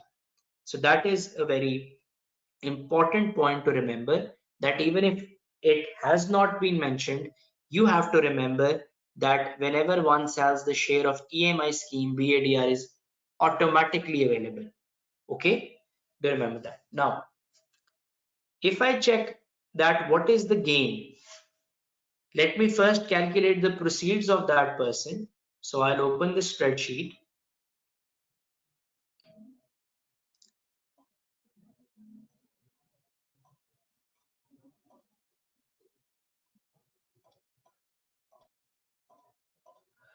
So my proceeds are one share for 4 when he sell the shares. I guess he had 20,000 shares if I'm not wrong. I'll confirm from the question. Yes, 20,000 shares. So 4 times 20,000, 80,000 are my proceeds. What will be my cost? My cost will be exercise price plus if there is any cost on which I have already paid IT and NIC. So I have taken the shares from the company on 2.3 per share. And the difference between 2.6 to 2.3, I have already paid income tax and NIC on that.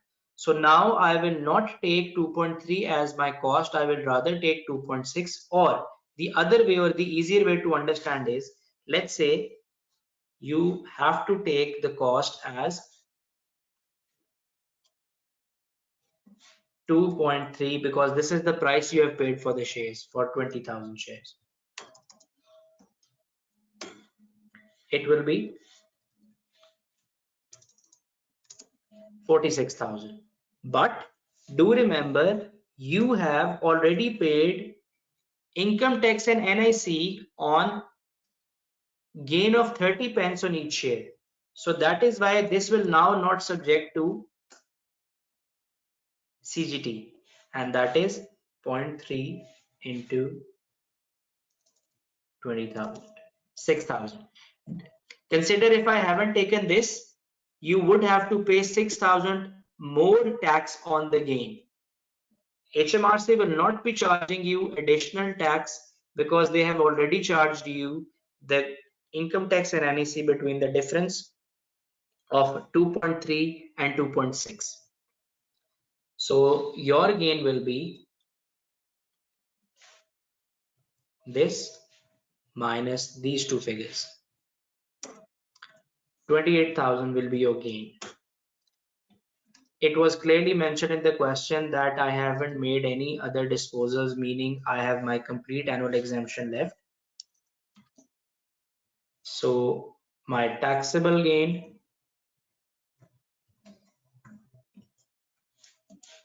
will be this figure less this figure, and as it is a gain that is subject to BADR, so CGT will be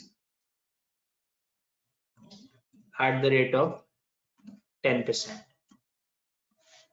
So this times 10% equals to 1570, and my after tax proceeds will be my proceeds less tax.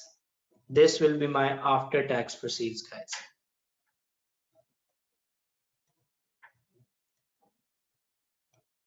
Let me zoom the window and go through the calculations with you again. The proceeds were pretty easy. It was mentioned in the question that he will sell the shares when the price will be £4 per share. So 4 into 20,000 is 80,000. He has bought the shares from the company on 2.3 per share times 20,000 equals to 46,000. That was his cost. However, HMRC is also HMRC has charged him for the income tax and NIC between the gain of 2.3 and 2.6, that is 0.3. So I will add that 6,000 into my cost, so it will not get charged again in CGT. So my gain is 28,000 after adding these two as a cost, deducting it from my proceeds. My gain is 28,000, deducted my annual exemptions, and all of my gain will subject to 10% CGT because the availability of BADR, and these are my after tax proceeds. I know it was a bit tricky part. If anybody has any questions before I move on to any other part, I would like to answer the questions first.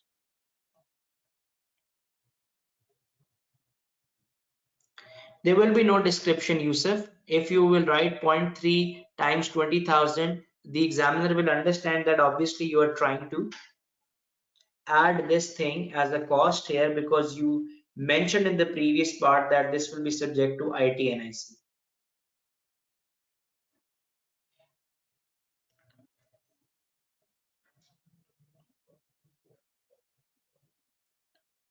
Ravi, if you have missed the reduction, obviously, if you go through the marking scheme, the examiner has clearly stated that for which part, how many marks he has allocated. In my opinion, he must have allocated 1 to 2 marks for that part.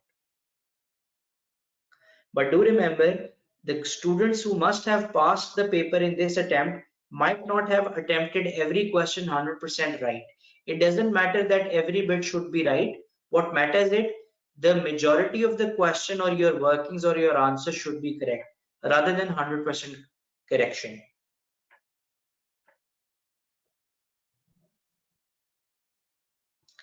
Uh, I will try to go through the marking scheme with you guys for the question if the time is available. I'll try to go through the marking scheme of this question with you if the time is left, but I will recommend if I was unable to, you can quickly download the past paper because the attempt has been mentioned and check the marking scheme, or go on to the answer of this question from the Kaplan revision kit, and at the very end you will find the marking scheme there. Okay guys, so that was the most tricky part. Moving on to the other requirements about the partnership losses. Let's read the scenario. The partnership has been carried on for many years by two partners, Abby and Bob. Prepares accounts for 30th November annually. I was entered into the partnership for 1st December, and in my very first year, the partnership start making loss.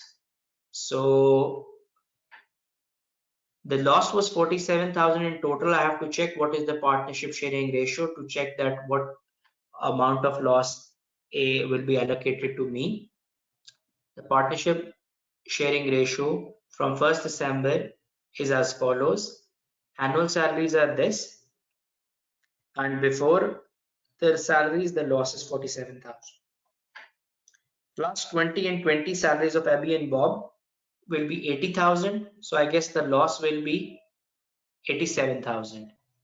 Because 20,000 times 2, salary of two partners, plus 47,000. Salary is an expense for partnership, so it will further increase the loss to 87,000. Now this loss will be shared between all three partners equally. Rod is not getting any salary, so I haven't added his salary. So if I divide this loss by 3, 29,000 will be the share of Rod. Now, because Rod has entered the partnership and it is his first year, the basis period rule applies, and basis period rule says for the first year, either it is a profit or a loss. You have to take, or you have to time apportion the profit or loss from the date you enter into the business till the coming 5th April. So obviously the Rod has been entered into the business on 1st December 2020. So the next coming 5th April would have been 5th April 2021. And we ignore the 5 days for calculation purposes, and we will consider till 31st March. It becomes 4 months. So we have to time apportion the 29,000 loss, which is for whole year, to 4 months. So I will divide it by 12 and multiply it by 4. I will round it off as 9,667. So 9,667 is the amount of loss that will be available in the first year, first tax year in which he has entered the partnership, and that tax year is 2021. 2021 means that has started in 20 and ended in 2021. So let's write that in our word processor. So loss to claim in 2020/21 is 9,667, and you can quickly tell examiner that you have computed it by 29,000, dividing it by 5, dividing it by 12 and multiplying it by 5.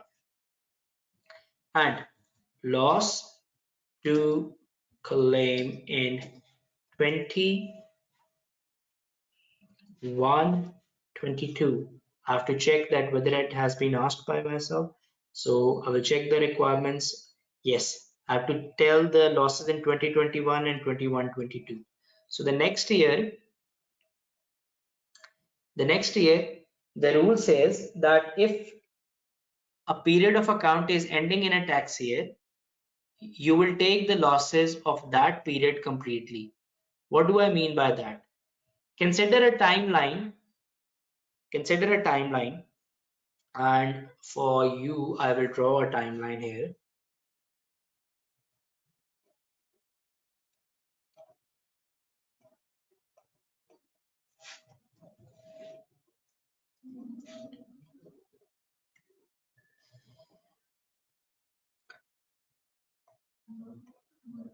So guys, consider this a timeline. This is April. This is April 20, and this is April. Sorry, this is April 21, and this is April 22. Now, the company prepares accounts for every year for November, 30th November.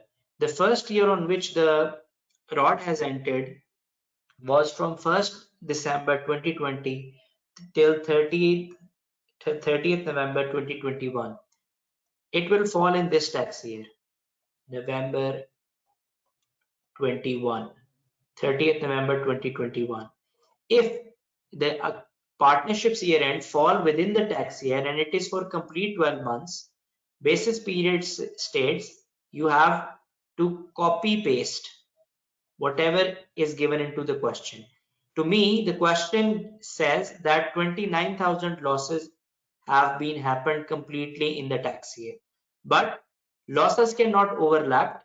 I have already utilized the losses of 9667. So I will not take those losses. Rather, the remaining losses can be remained in the can be claimed in the next year. Out of the 29,000 losses, 9667 have been claimed in the first tax year. Remaining 1933 of the losses can be claimed in the next year. So 1933 are the remaining losses that can be claimed next year. If you still struggle, what you can do is you can visit my notes, and in that I have mentioned an easy table for basis period in the income tax section.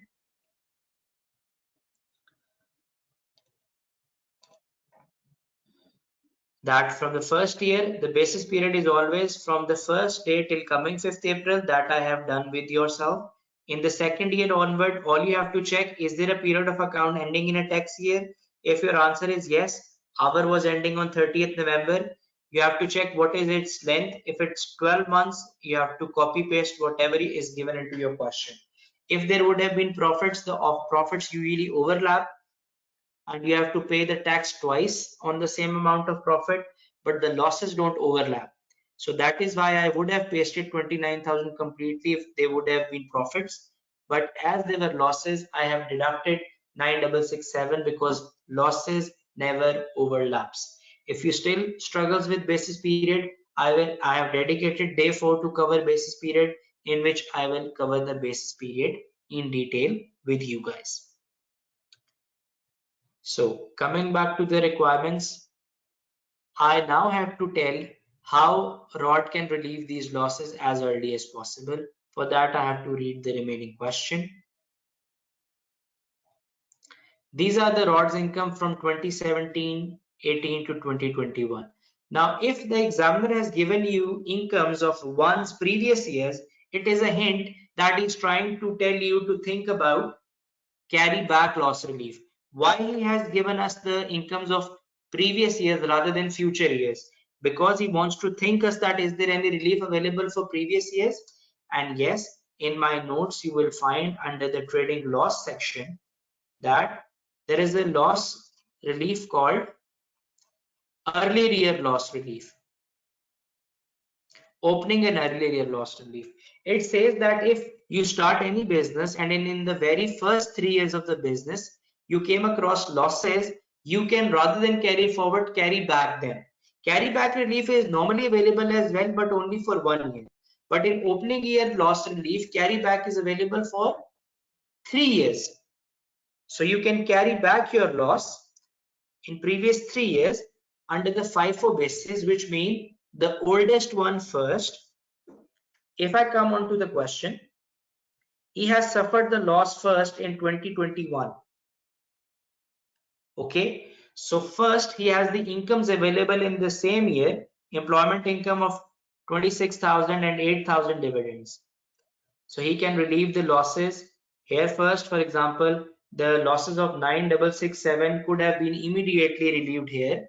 And considering he is a basic rate band payer, I could have said that he would have saved 20% tax on that. So this would have been the tax savings.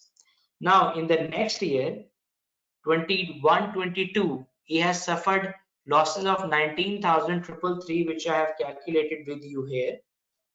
He can carry it back on the FIFO basis in previous 3 years. So this one is the latest one, this one is the older, this one is the oldest one. So in this year, he can relieve the losses, and I can clearly see that he is a high rate band payer in this tax year. So you can tell examiner that he can make 40% tax savings on this process. Now let me tell you a very interesting point.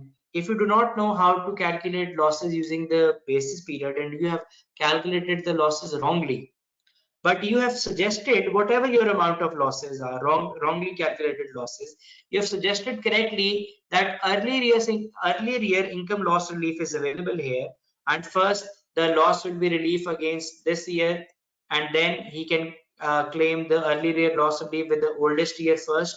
You could have scored full marks. The only marks the examiner will deduct will the amount of losses that you have calculated first, but the remaining marks you'll be able to score. So guys, with that, I have covered all the requirements of this question as well. I will dedicate last 3-4 minutes to your questions. If you have any questions, please do ask in the question section.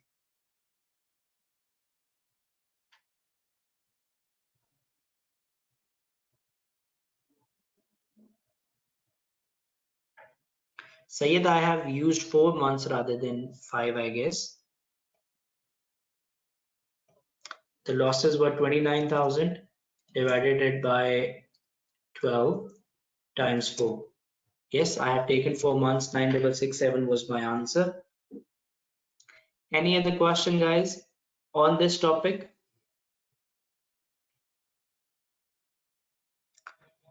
Okay guys, I've tried to explain in an easiest way as I can. I hope this will be useful for you. If anybody has missed any part of this, recordings will be available on the very next day. It takes usually 1 day for ACCA to upload the recorded session. So you have to bear with us for 1 day. But in the very next day, the recording of last day will be available. And after the end of the 5 days, recording of all 5 days will be available on ACCA's Vimeo channel, and you can visit this and take these lectures as per your convenience. Junaid, there are no specific topics that I choose. I usually try to cover every tax daily, be it income tax, be it corporation, VAT. So obviously there are no specific topics, but I have selected certain topics for tomorrow as well. So with that, I hope to see all of you tomorrow as well. I hope all of you are finding this session useful. So do remember me in your prayers, and inshallah I'll meet you tomorrow. With that, I would like to sign off. See you tomorrow. Bye bye.